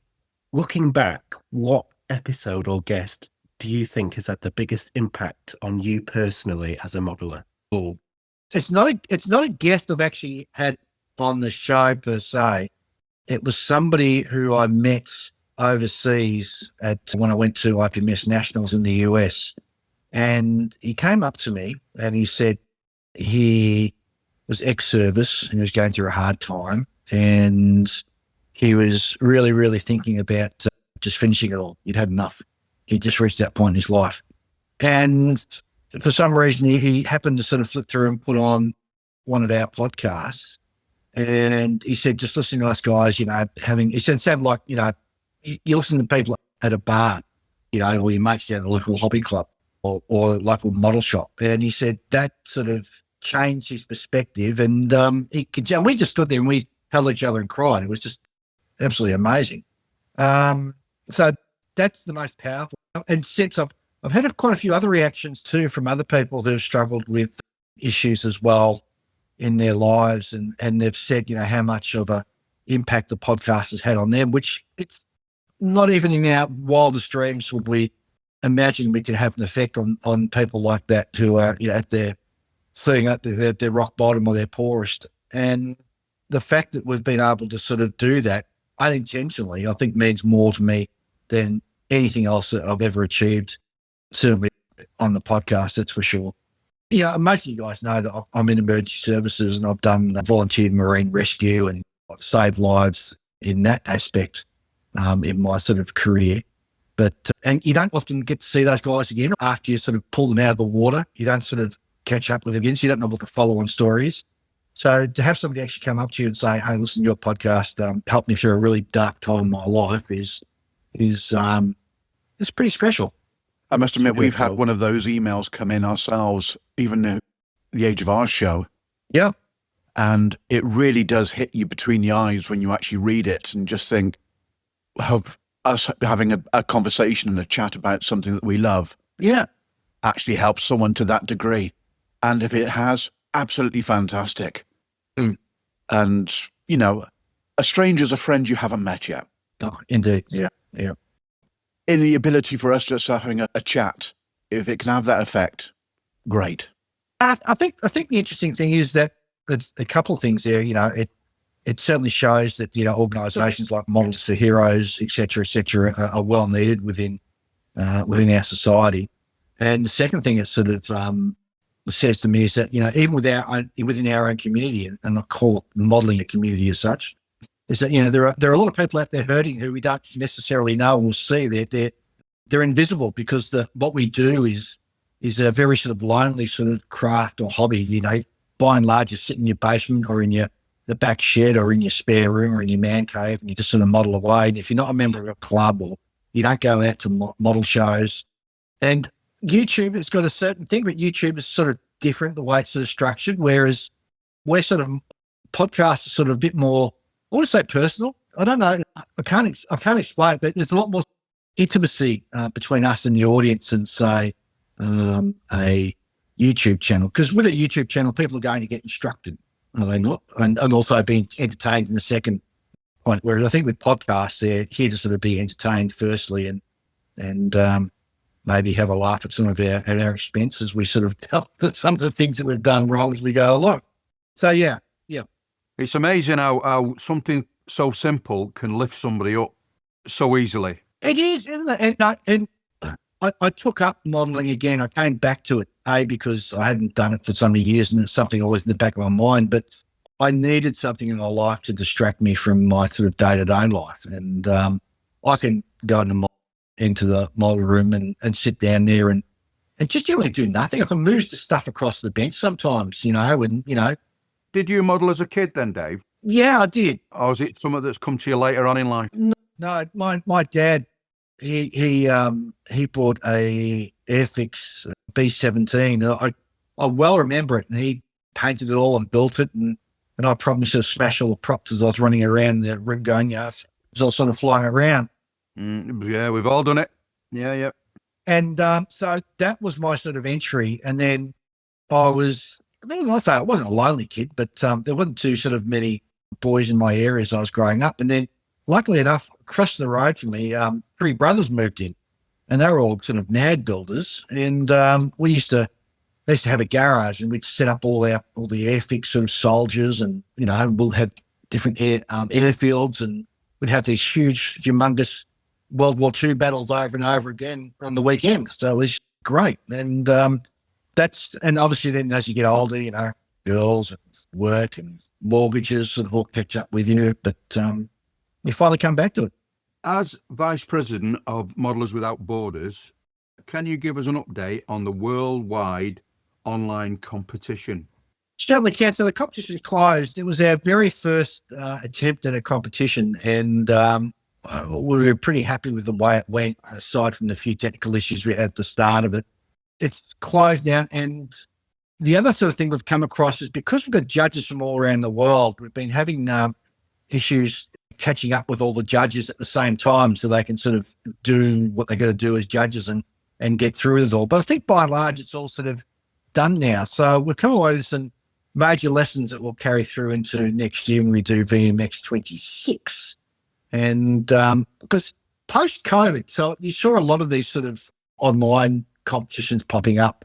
And since COVID, they've sort of, by the large, sort of dropped off now. So we're sort of looking to sort of build this up to be a fairly big annual event. So, and I'm sure that the guys who've gone through and entered the stuff and have won are quite thrilled by that. And hopefully we'll get the same amount of people, even more, joining in next year. How many entrants were there? I knew you were going to ask me this, and I don't have that to hand. It was in excess of 400, I want to say, which is not bad for a first day. Very good. And what was the geographic spread? Did you find more entrants from one part of the world compared to others? I think the majority is probably similar to the way the podcast is spread. So I reckon about 50% to 60% would have come from the US, with the rest being spread around the world.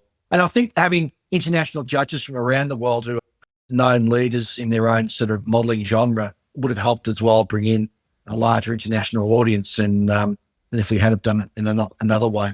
Well, when you've got the details for VMX 26, let us know and we'll be pushing it out like we did for 25. I certainly will. And we do have some exciting news coming out about something else, which is going to be kicking off in October 2026. I haven't got any more to sort of say on that, but watch this bandwidth, this radio station, because I think you've got a twig brownie as to what it is. So I know exactly what it is. That should be very, very exciting. So we're looking forward to pushing that one. And yeah, I think it should be good for the hobby. Couldn't agree more. And everyone's now thinking, what the hell are they talking about? Well, all I can say is... Exactly right. Just wait and you will find out, but it's going to be big. Very big. Well, it's a good tease, isn't it? It's a good tease. Oh, God, very much so. Okay, then. Boulders. Hang on. Mark, you finished with me? That's it? Why, you got more to say? Oh, you've got another one in a minute, mate. Don't worry. I'll fluff the other one up. You've still got time yet. Oh, okay. All right. Right, boulders. Yeah, from your perspective, what is the biggest challenge facing the scale modelling community today, and how can podcasts, clubs, and initiatives like Modellers Without Borders work together to address it? The biggest challenge, I think, is our aging demographic for traditional modelling. I think that's the one that worries me the most. And having said that, I mean, I have never seen such a range of kits that are available and aftermarket products that are available. Even 10 years ago, if you had told me, what's available now, I wouldn't have believed you. So I think that is something as a hobby that we need to sort of address. And we do it through bringing in the likes of young'uns like Nevy there, young James, and his ilk. And we do that by going to where they're building and what they're building. That's how we sort of bring them into the fold. And we don't have to even bring them into the fold. What we really have to do is celebrate and champion what they're building and what they're doing. And that will then sort of lift and elevate everybody else at the same time. Because I want James to sort of, when he goes off and you're not married yet, are you, James? No, God, no chance of that. Okay. So once he gets married, has kids and has a mortgage and, gets sort of, crushed by everyday life, I want him to come back in, 20, 30 years. Oh, dear. It's an easy move as well. Easy. Anything to get out of the rat race of bringing kids up and, I'll be in my little room. Just give us a shout if you need me. Tell me when tea's ready. Yeah. So Baldy said, what can the podcast do? I think what the podcast can do is, look, I don't mind some podcasts specialising in some areas. I think that's good. I mean, you got the Insanity Car podcast now. There's another podcast as well. There's one that's mainly sort of aimed around science fiction, and for life of me, I can't remember what it is. That one is because there's so many of them around now. But I think we need to be open to having different genres and different guests on our show to make sure that we're capturing the greater audience and also introducing people to things that they perhaps haven't thought of before. There's so many different techniques now compared to the old days when we literally had a pot of Humbrol, some thinners, and a hairy stick. Oh, yeah. And there's even old stuff to be rediscovered and relearned. Exactly. Let's go back and have a look at what the railroad guys did. I mean, that's where photo etch originated from. Yeah. And you've got a sort of weird sort of clan of them that likes distressing and aging their rolling stock. And some of the stuff that those guys do is just, sensational. Absolutely. And what you can actually pick up from different subjects, as you're saying. You look at armor builders and you think, how can that actually affect the aircraft that I'm building? But when you start thinking about weathering, yeah, and putting the right amount of weathering on in the right places, yes, and how you actually deliver that effect onto your model, just because the guest may be an AFV some expert or a Gundam expert or something like that, you can pick up tips that you never even thought of. Yeah. To actually put onto your own model. Yeah. So while the specialist podcasts do their thing, which I think is great, and I've got no problem with, I think the generalist podcasts, which is a few of us, need to sort of make sure that we're still keeping an eye open and making sure that we're catering to all of the modelling sort of fraternity, not just ships or cars or whatever. Yeah, quite. There's far too many ships these days being talked about. There's not enough. Come on. There's not enough. Have you told him what's happened with the rest of us? I've done aircraft for nearly, over 30 years. Now building ships. Wongi's building ships. Nevs is building ships. I've got ships to do. I've got no ships whatsoever. Okay, I can change that. I've got loads here if you want any. The only ships I've got is hard ships. Oh, bum, I'll be here all week. Oh, dear. Anyway, with that, moving on. Wongy. With so many new podcasts inspired by On the Bench, including the very latest one, which is CSM Podcasts, which complements their Champion Scale Modelling YouTube channel, run by Jason Champion. What a brilliant name. That's the one I was thinking of. He wrote to me, yes. Thank you. What advice would you give to all these fellow shows, including ours, to keep their shows authentic and valuable to the community? A couple of things there, Wongy. So first of all, I don't think so much that we inspired other people to do a podcast. I think that once somebody builds a rocket, other people go, that's how you do it. And then they go and build their own. So there's that part of it. And I'm first to say that, it wasn't us that sort of, started it as such. Podcasting was already there. We were just the first sort of clowns who decided to buy some microphones and talk about modelling. Sorry, so the other part of the question was, what advice would I give to them? Okay, just find your own way. Just find your own beat. People don't want to have the same pancake every day. You've got to find a different way of making pancakes. So that's the only honest way of doing it. And be yourself as well. Don't try to be something that you're not, because people can detect whether you're being honest and open or true to yourself or what. Pretty easy. It comes across. And what you're saying to us is be genuine idiots the way we are. Well, I wasn't going to say idiots. I had another word, but oh, right, okay. I know it's G-rated, so no. But you've got to. I mean, surely you guys can sort of look back on even just your 10 episodes and see how much you've grown in the last 10 episodes. You get to a point where we've got to a point where I can start a sentence, and Julia knows where I'm going with it, or Ian knows what's coming next. And it's only because we're just been together that long that you sort of get to know how things are going to track. And that comes across as, for people who are listening, that it sounds to them like we're all really good mates. And I think that's the first part of it. If you're going to start a podcast, find some mates that you really get on with to start it first. Don't start a podcast and then go and find some people to sit with you in a studio and do it, because it just won't work. It won't come across as being genuine. You look at the geeks, they're all sort of, ex-Navy and all mates from their local model club, and all the rest of them as well. They've all known the people who they've got on. They've done it for years and years and years. And it comes across as being, quite genuine. Oh, thank you for that. And certainly it helps for us because we're all part of Bolton IPMS. Yeah, we all know each other, don't we, quite well for years. Yeah, and it's one where I suppose we still like each other, don't we? Speak for yourself, Wongi. Well, says Mr. Silver winner from Telford. Yeah, I know. Who I want to punch in the nose. His first time out building a ship and he gets silver at Telford, for goodness sakes. It's a fluke, Dave. Come on, it's a fluke. But it was very nice.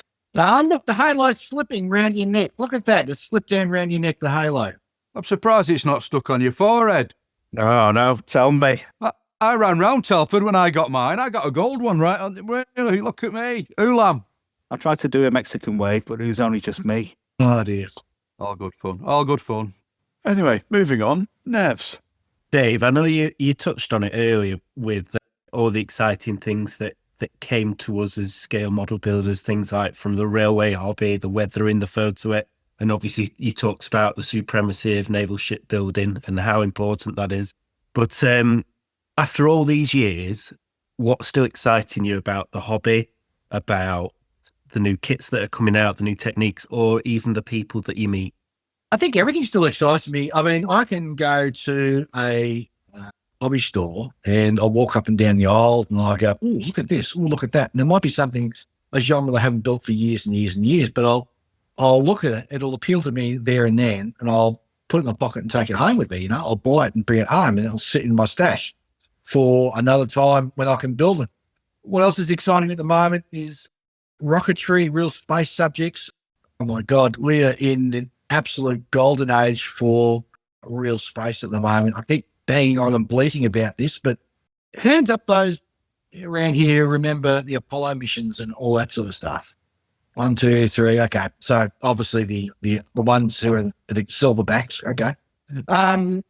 I mean, it was just so exciting as a kid, and you're watching all this, and you used to get, I don't know about you'd go to the corner store and you'd get a ice cream. Instead of being in like a wrapper, it would be in a plastic cone shaped like a mercury capsule. And you'd eat the ice cream and wash that and play with that for the next week. You know, it's awesome.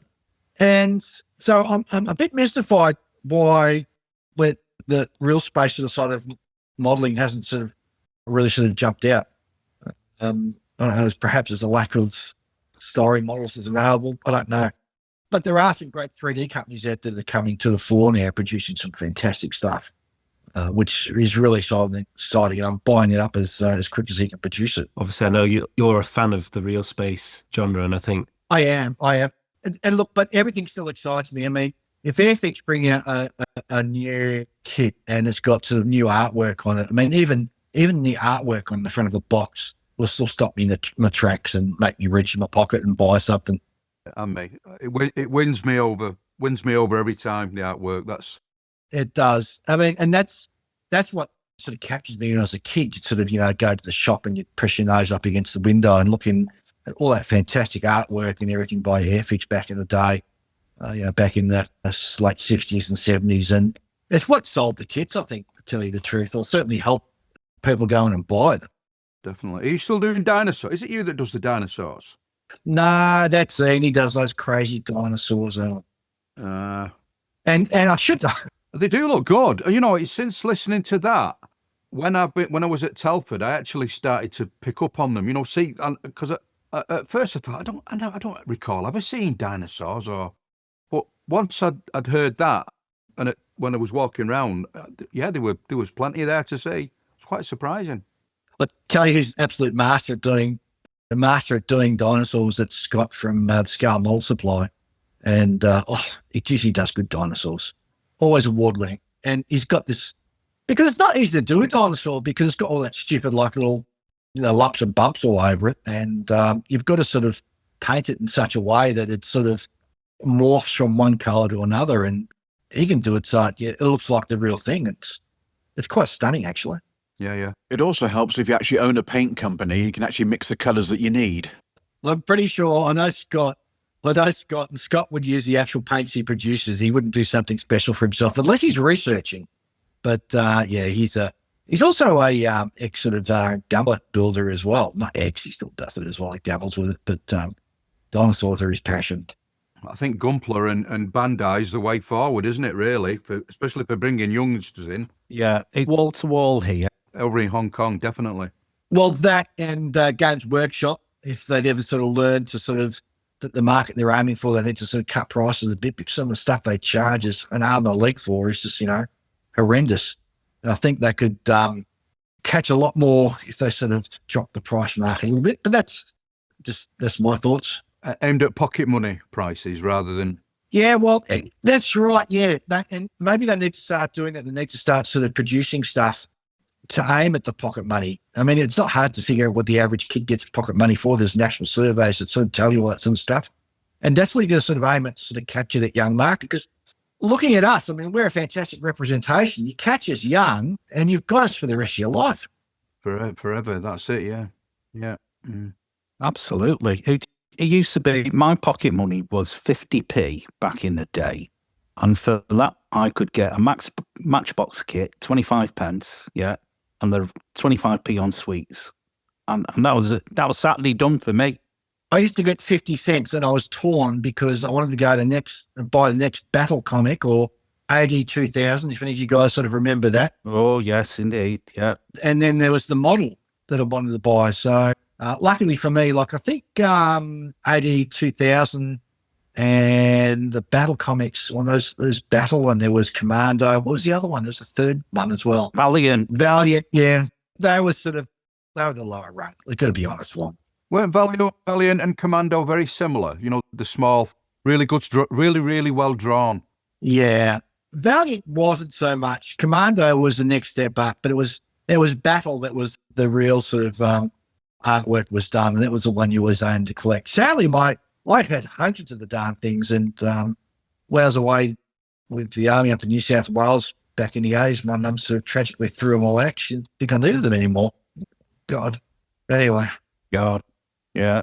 Yeah, I bet you cried with that one, didn't you? I didn't. I was a bit peeved at the time, but I cry now knowing how much they're worth now. Well, it's more now and back then. Oh, dear. Can you still get them? Are they still available? Are they still coming? Surprisingly are. And occasionally you'll see they'll still put out the annual. You remember the annuals you used to buy? I do. Oh, come on. Like, yeah. AD 2000 did them. I've only just learnt to read in the last 12, 15 episodes. Oh, Mark, you'd be right. These are all comics, so you didn't need to read. Just look at the pictures. Oh, I could get them bits. They were easy. I could get all that. Yeah. No. Oh, poor Nick. Got no idea what we're talking about.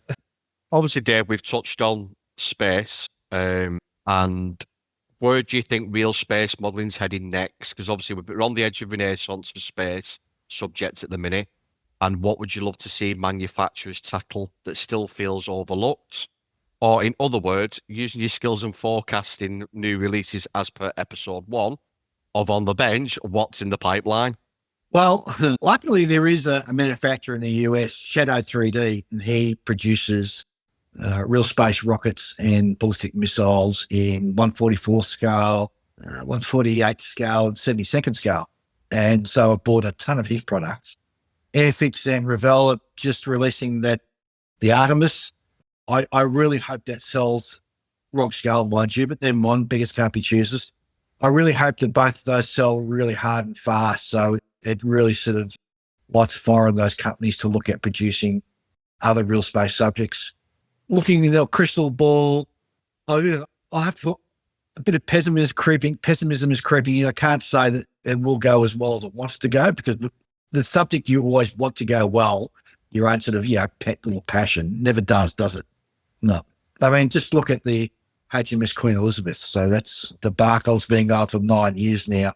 And I really hope you can have a long chat to the chaps at Airfix about that, because it's just not right. I mean, come on, they did HMS Trafalgar, which was the nuke submarine. They've done other sort of subjects in the right scale. So HMS Deering. We'll ask that question for you. Please do. Just on that, a couple of years ago at Telford, Airfix had on their table or their stand a 1/350th HMS Queen Elizabeth aircraft carrier, and everybody went nuts. Yes. And then they announced this, somebody's done this for us. Yes, I remember that. So it's for us. And everybody was so deflated that they weren't bringing out a 1/350th Queen Elizabeth class aircraft carrier, that I think they sort of didn't realise how much of an impact it would have had, because it just deflated everybody, because it was the brand new, £6 billion plus aircraft carrier that they had a model of on the stand, and they were like, yeah, we're not doing it. And it was like so deflating. They'll be better doing Prince of Wales. It's a shame the people who built the thing didn't get it out on the market. They'd have made a fortune. Yeah. Well, alongside the fact that the One does. the 35B, 35B was coming out by them, so it would have complemented it straight away. Exactly right. Missed opportunity. It is. And look, I'll get the commercial pressures and all that because it's not cheap doing a new mold and ramping up to, build something new. But by the same token, I still think it'd be a tearaway success. I really do. Everyone's been complaining about the quantity of Spitfires and 109s that Airfix have been bringing out recently. But if they don't get the sales from the stalwarts, they're not going to have the money to develop the more esoteric models. Yeah. So hopefully the sales from the new 109 that they've announced is going to actually go towards funding something a little bit more left field.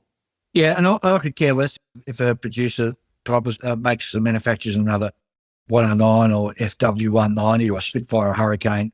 I understand enough to know that that's what funds the esoteric sort of side of things. That's what Qatari did it. Yeah. Well, I think they've learned some hard lessons from the old Wingnut Wings days. So, and that's sort of... Yeah, because there were a few odd choices there, wasn't there? Well, there were, but obviously Qatari's in quite a safe place now because look at the announcement, and they've done it the right way. The announcement for the Halifax. Hurricane. Oh, the Halifax, 48th, yeah, fantastic. But they're a bit smarter about it. They've said, okay, if you want this, you've got to sign up to it and, put some dollars down. I mean, that's the way to do it, isn't it? I mean, why not talk to FX, their marketing company, and say, hey, if you, do it that way. Big thing going anyway on Facebook and places. You get a lot of companies do I think, is it called startup or something like that? And they have to generate a certain amount of money before they can actually. Yeah, they do. But if you are going to go to, if Airfix, well, Qatari have done it, they've said, hey, if you're interested in getting on board for the Hanley page, the Halifax, put some dollars down and you'll be registered. And that way they know how many to run. I mean, obviously they're looking for a certain number, which is going to be their break-even number. I don't know what it is, but once they reach that point, then they know they're going to get more sales above and beyond that, aren't they? So the same with Airfix. You can say to Airfix, well, put out a thing we're asking for people to, put £20 down. I think they're doing that now. I don't really. I think Airfix are putting feelers out now to what people want for future. Yeah, but so the problem with that is that people always put down this, what they want, and the manufacturers go, oh, yeah, but and then they build it and nobody buys it. It might be like a Stuka, okay? It might be a Blackburn Stuka. So people say, oh yeah, we want a Blackburn Stuka in 124 scope, because nobody's ever done it before. And then the company goes and produces it and only sells about 5 copies. So you've got to be careful of those and what people want. I think the better way of doing it is asking for some hard cash down to help support and fund the company for the outlay of the costs.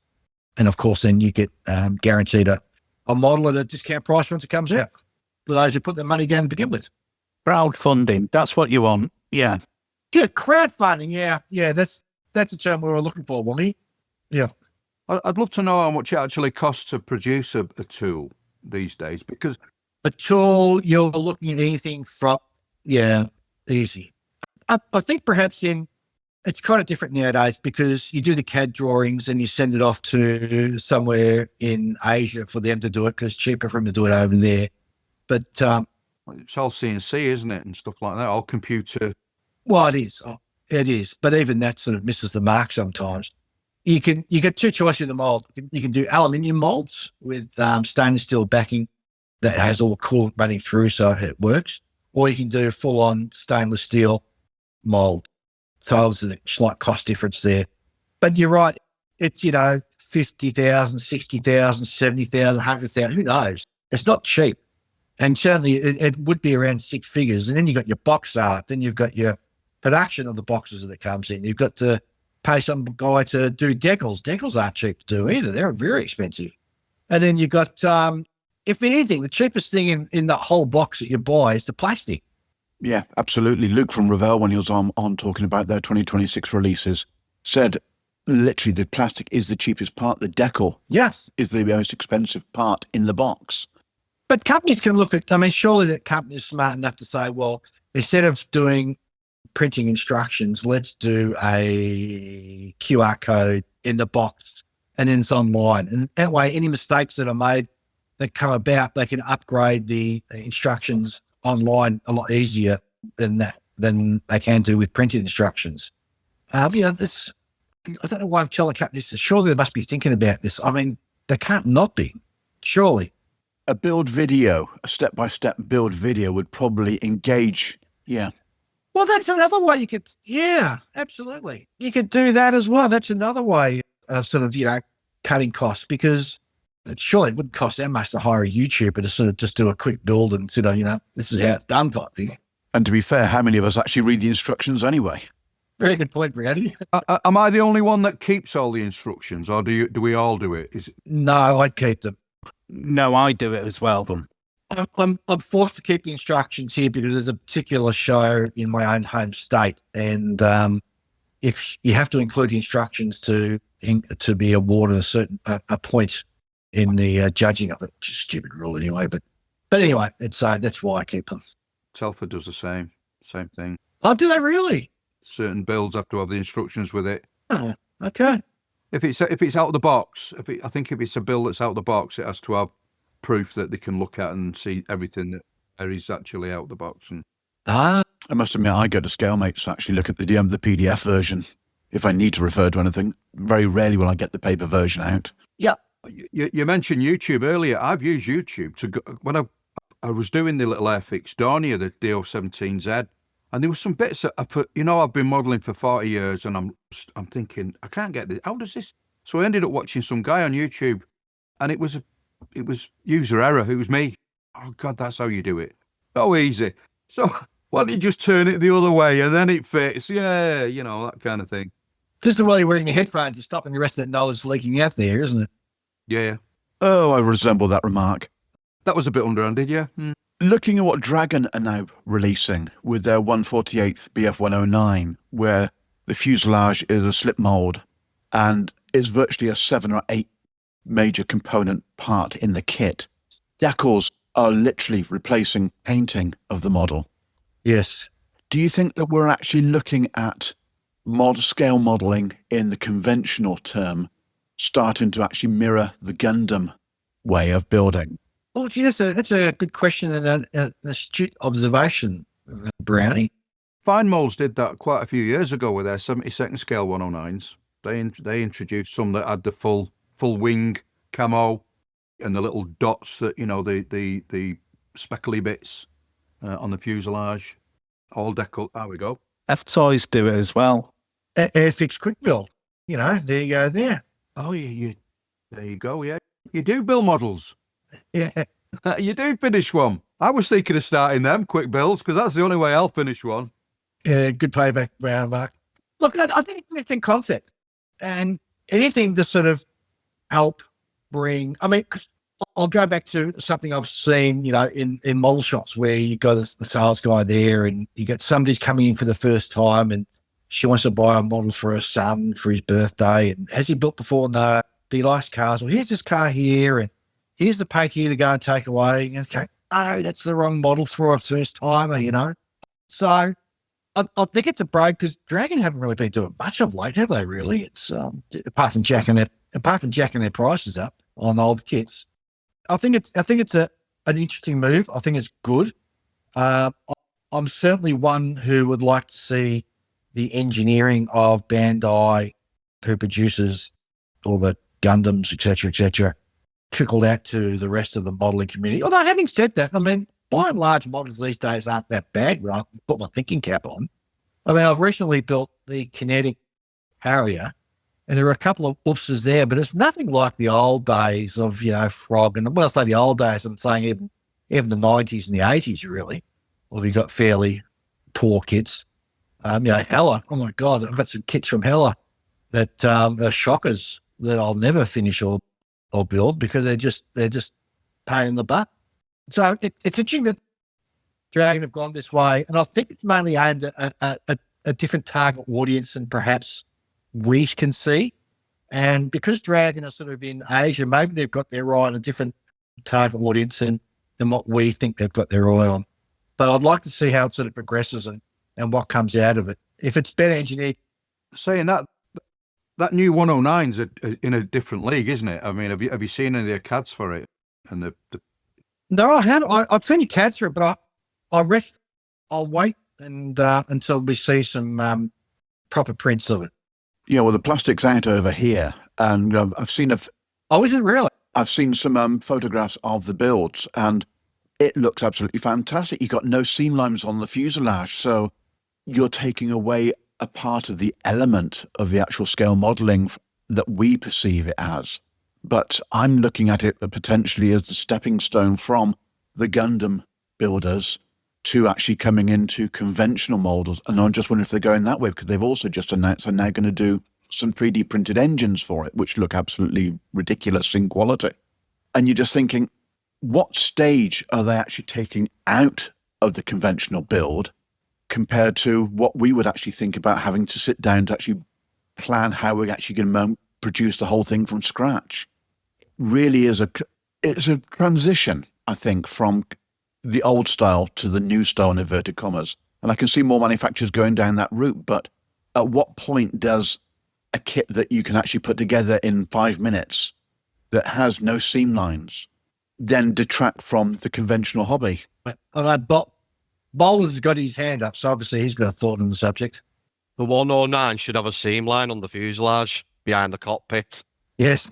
That's the only thing I was about to say, because top and bottom, because the panels were like a clamshell that went over. So I'm just hoping Dragons actually put the seam line in, because that might be a bit of a catastrophic thing for them.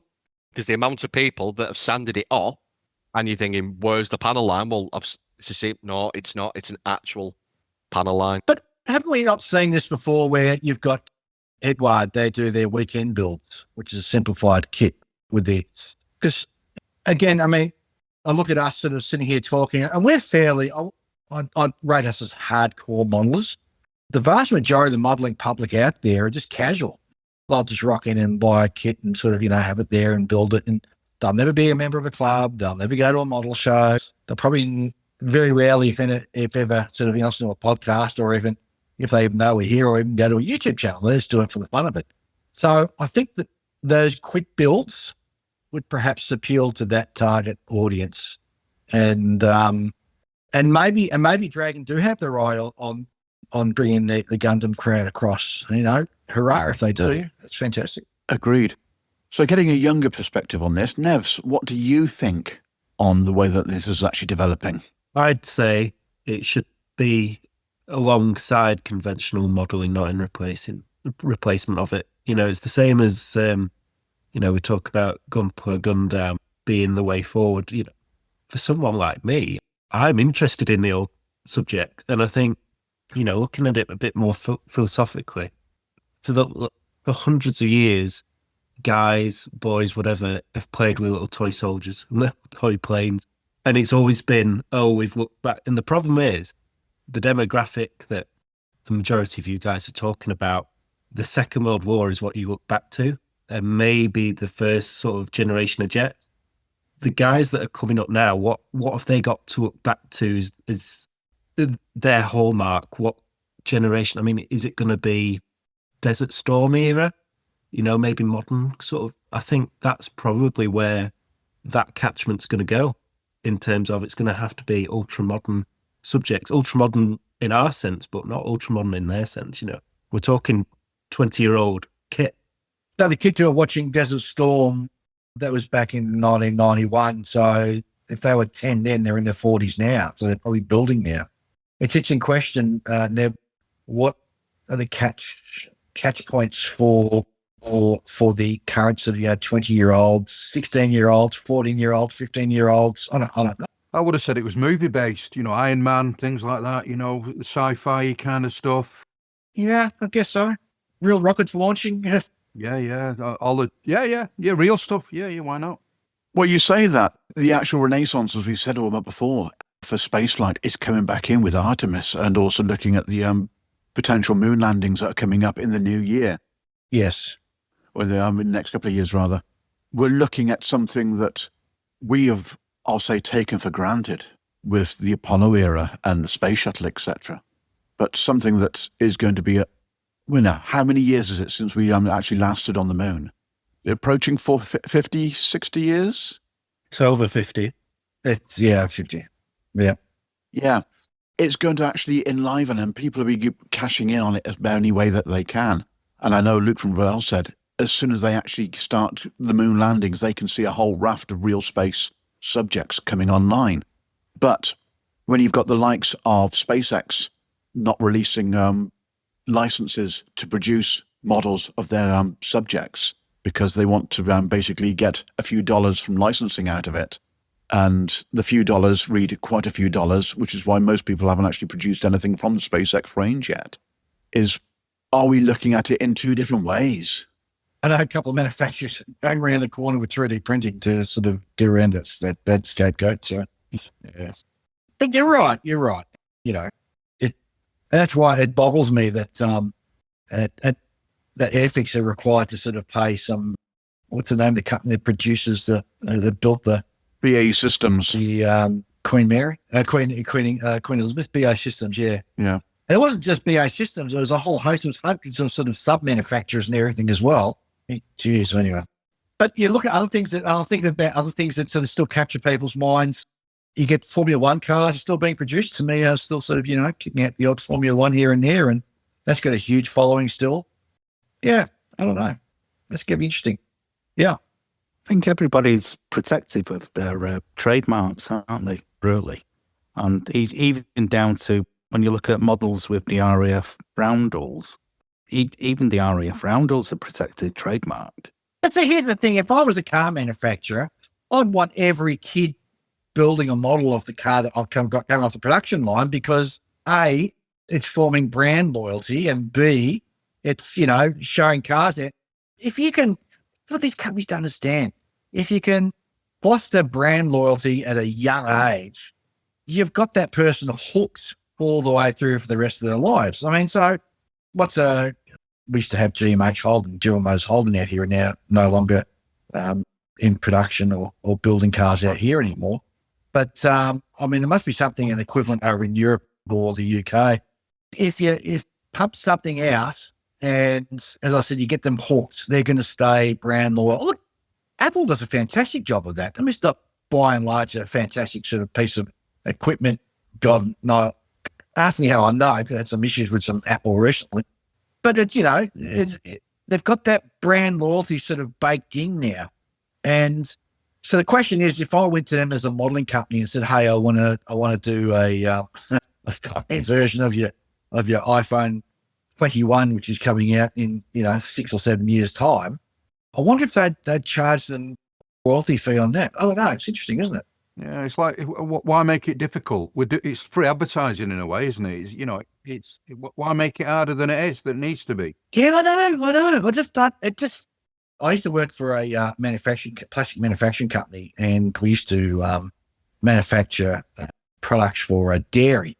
And one of the advertising guys was in the car with him one day, and he goes, "You know how I can tell how one of my advertising campaigns has been successful?" I said, "No, how?" He goes, "By seeing all of our cartons tossed on the side of the road as I drive along.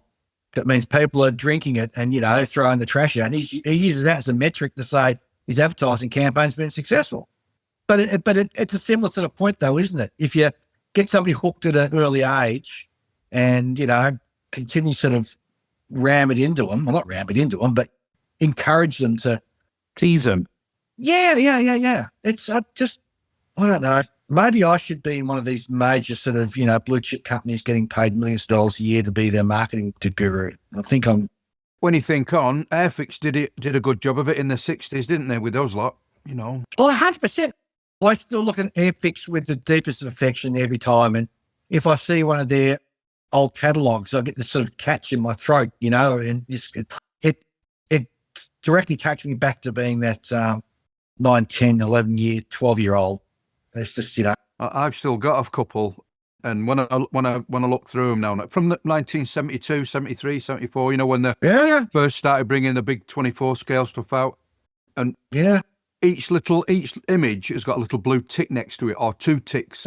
And they're the ones I've done. They're the ones I've built. I've done it twice. I must admit, when Airfix brought out the 1/24th back in the 70s, and you're thinking this is going to be the start of something fantastic, then all of a sudden the brakes came on. The last 1/24th scale jet was the Harrier. Well, they've only done that one jet, which was toured. That's 1974 that was first released. And you think, how come we're still getting World War II subjects? And obviously the 109 has just come out, and we've just had a new version of the Spitfire 9 and 8, etc. And a couple of the other manufacturers have jumped on to 24th as well, but they've just stuck with World War II subjects. But you think, hands up those that would actually want a 1/24th BAE Hawk. Not worldwide presence. But you've got them in the States, plus Hawk. You've got them in Indonesia, Malaysia. You've got them worldwide. Slightly smaller than the Harrier. It would actually fit into the scale or the box size that you're actually looking at ideally for something like that. But we just aren't getting anything modern. So do you think this 1/24th scale uptick we're seeing now is closely related and aligned to the Armour 1/16th scale explosion we've seen? I think it is. And also I think it's a case of the modelers of our era, I shall say. I was absolutely prolific 1/72nd all the way through. Took a break from the hobby, came back to it post-COVID. I know, of course, working all the way through COVID, and I was actually working around the airfield at Coventry, listening and catching up on episodes I'd found of a podcast called On the Bench.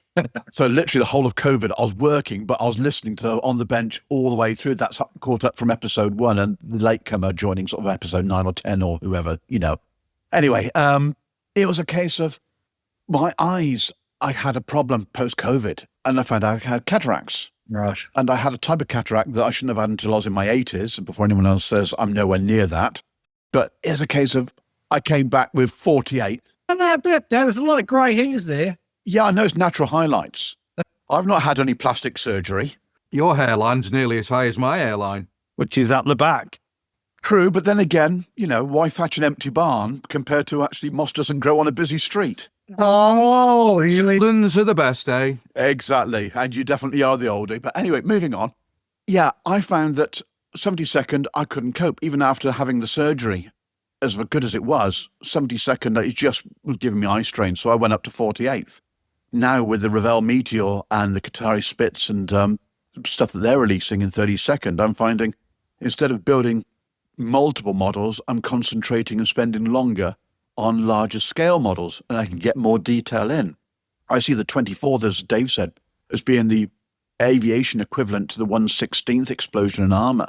And I'm just hoping that we are going to get to see more and more 24th, but I see it as being an age thing that we can actually see the parts easier, but you can also get the level of detail in that we're actually looking to actually as we're progressing through. Brownie, do you not find that a hindrance sometimes, the fact that you can squeeze so much in there that before you know it, you're kind of burnt out with it?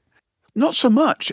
When you look at the 72nd and 48th toolings of some aircraft cockpits these days, and they're trying to mould as many components in, the way that I started out modelling, painting and actually putting stuff together prior to actually assembly into the cockpit. So you're looking at the trim wheels and the rudder pedals and things like that, and you'd actually do it either on the sprue or heater pins, stick your plastic component on. Yes. Like say, I'm talking about going back in the day. You could actually do a large proportion of the smaller components you could do on the sprue or on the, you know, on heated pin, paint it, job done, and then assemble it rather than actually trying to everything being assembled these days. And even instructions and some of these YouTubers, when you actually watch their construction technique, is build, and then start to try and mask it and paint it afterwards. And you're thinking, it'd be so much easier if you painted it before you put it on. Exactly. And it's looking at the construction, but the larger scale models, it lends itself to actually building in that way. And it then could possibly flip the opposite direction of actually people thinking, oh, I could actually build it or paint it and get it ready prior to construction rather than post-construction and make my job a lot easier. Yeah, I do find that with 1/24th scale, for me personally, it's about the space you've got on your shelf after. Because 72 scale, you can build a squadron and you can have it all displayed all in one go. The largest I've gone up to is 37 scale, and even that's big. But I've got 24th scale. I've got 2 Airfix Spitfires, yeah, where I don't think I'll ever build them because they're too big. But I'll relent on the 2 Airfix Harriers I've got. I've got a Sea Harrier and the actual GR1 as well. And I'll probably end up building them because I'm just a Harrier freak and I like them.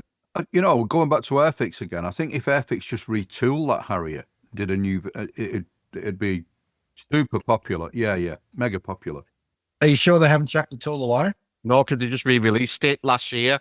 They did a GR1 last year. So the tool's still there, but why not actually go the whole hog and come out with an AV8B / RAF GR7 GR9? Well, gee, maybe if you had somebody from Airfix on next episode, you'd be able to ask those hard questions. It won't be the next episode, but yes, they are. Dale has committed to actually coming on, so we will be ear-rolling him about the things of that nature. But there's a good point made there. They've already got the mold sitting there. It's damn sight cheaper fixing the mold up than it is producing a brand spanking new one. I mean, they weren't that kit wasn't far off or far out, was it? Of the proper sort of dimensions and everything. Dimensions and the look of it. Yeah, I think a lot of the problems are just the surface details a bit overdone, isn't it?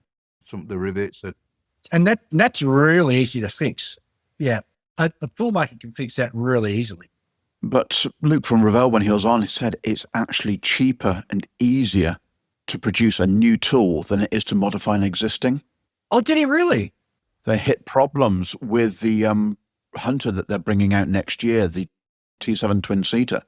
It's 27 years following the release of the single-seaters, which it was originally designed to follow on in quick succession.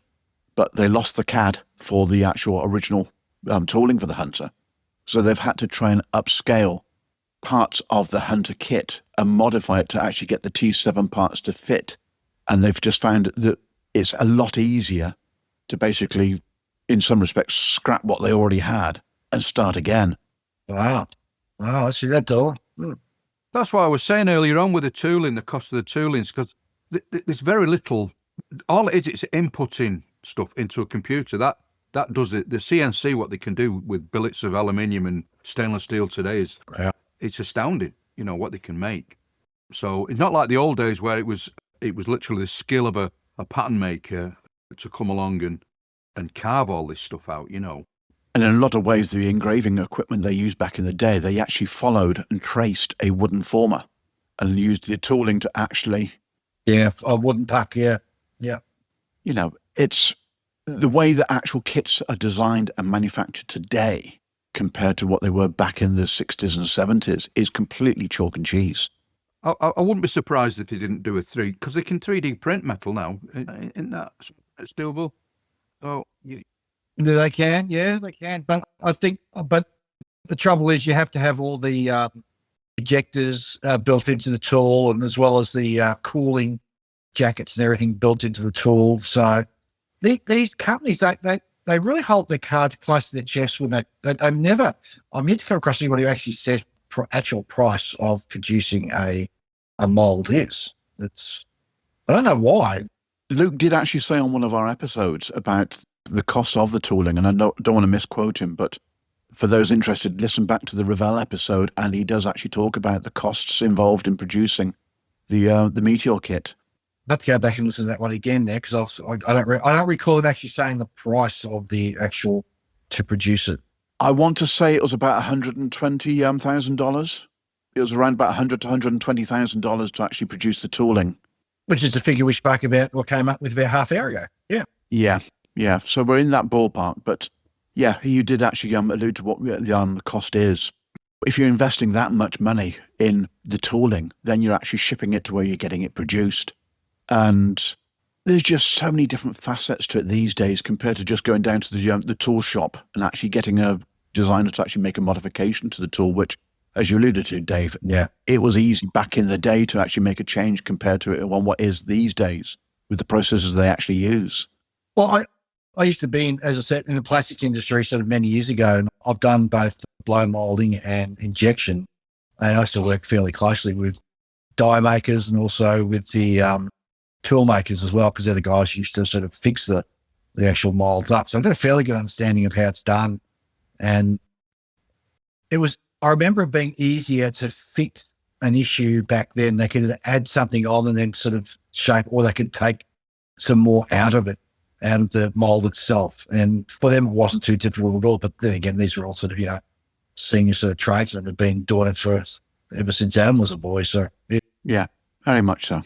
Anyway, Dave, thank you very much for your time. well, we come to the end of the show. Cheers, a shame. I've enjoyed myself. Yeah. Oh, dear. Come back again, please, Dave. Well, it's funny. I was having so much fun chatting. It didn't even feel like we're doing the show at all. I thought we're just having a good yaks and mates sitting around. The only thing missing was a beer. Oh, that's true. We need to do that. And before I go, I'll just quickly do a quick, not announcement, but notification though. Moles Without Borders on Facebook. So when you go there, it's a private group with 24K members. So we ask you, you're going to answer some questions. If you don't answer the questions, you're not going to get access to the group. And we do that to stop all these sort of weird people you're coming across on Facebook now trying to sell you swim underwear and all that sort of stuff. So if you're trying to get Moles Without Borders on Facebook, make sure that you answer the questions. And of course, on the Bench podcast, you can find us on Facebook and all other good places where you get your podcasts from. Indeed. Dave, thank you very much for your time. We will get you back in the future. And something I think that hasn't been done for a very long time is a multi-pod conversation.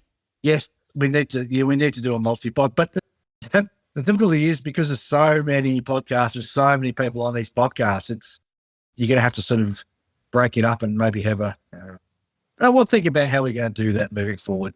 But it's something I agree we need to do. It's always good fun, isn't it? Oh, very much. I used to really enjoy listening to the different opinions and the different accents, etc., and just thinking, one day I'd like to actually be involved in something like that.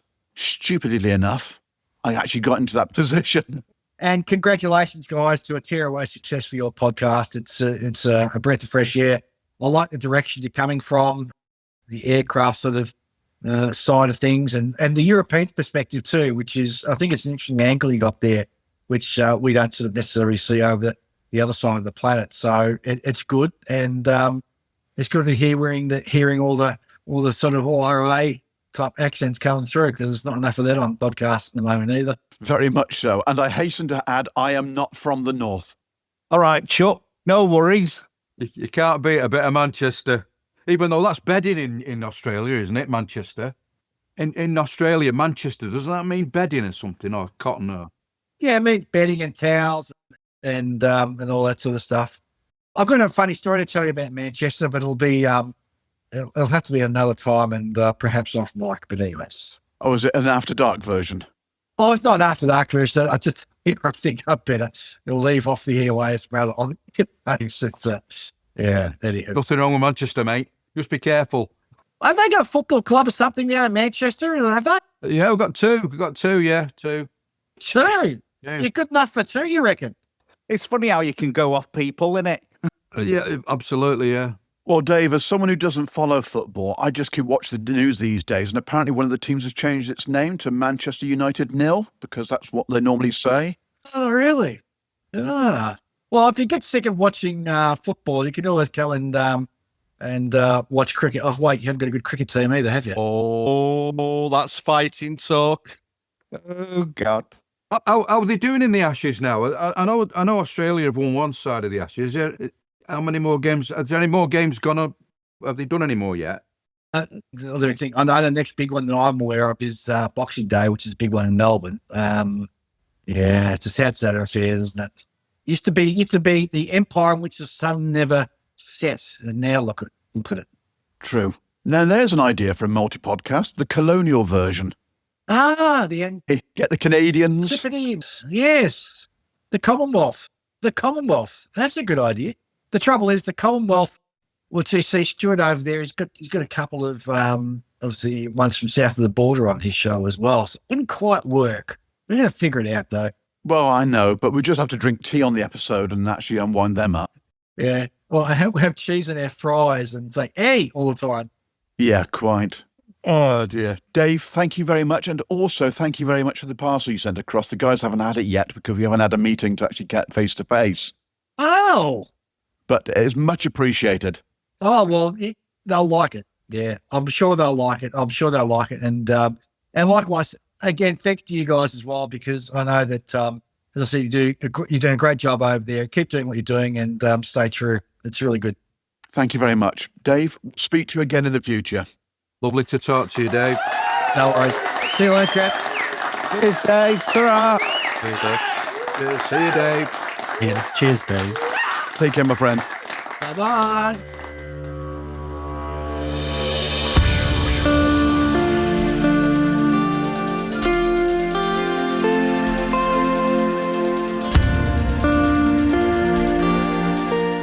Are you looking for top quality paints for your next project? Then look no further than the Scale Modeler Supply.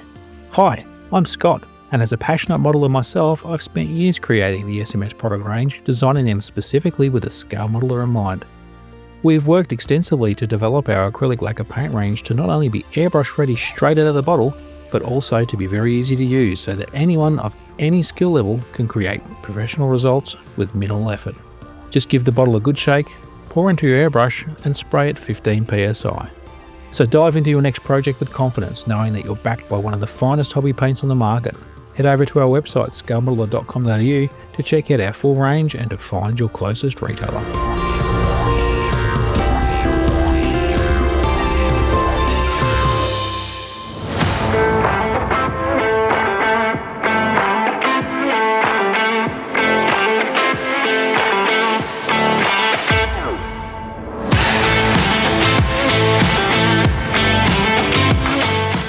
Right then, Benchmates, that's the end of episode 18. Thank you very much to Jon for joining us for this episode. But from Boulders, bye all. From Mark, Happy New Year, everyone. Goodbye. James, Ta-ra, everyone. From Dan, See you, Benchmates. Happy New Year. And from Jon, Happy New Year, everybody, and see you soon. And from myself, thank you for listening. Enjoy the New Year festivities, as it is obviously dropping on the 1st of January. And if you've actually tuned in first thing in the morning, I'll make sure there's some bagpipes at the start of the episode to really help the episode go along with the twist. Anyway, with that, we'll see you soon. Bye-bye.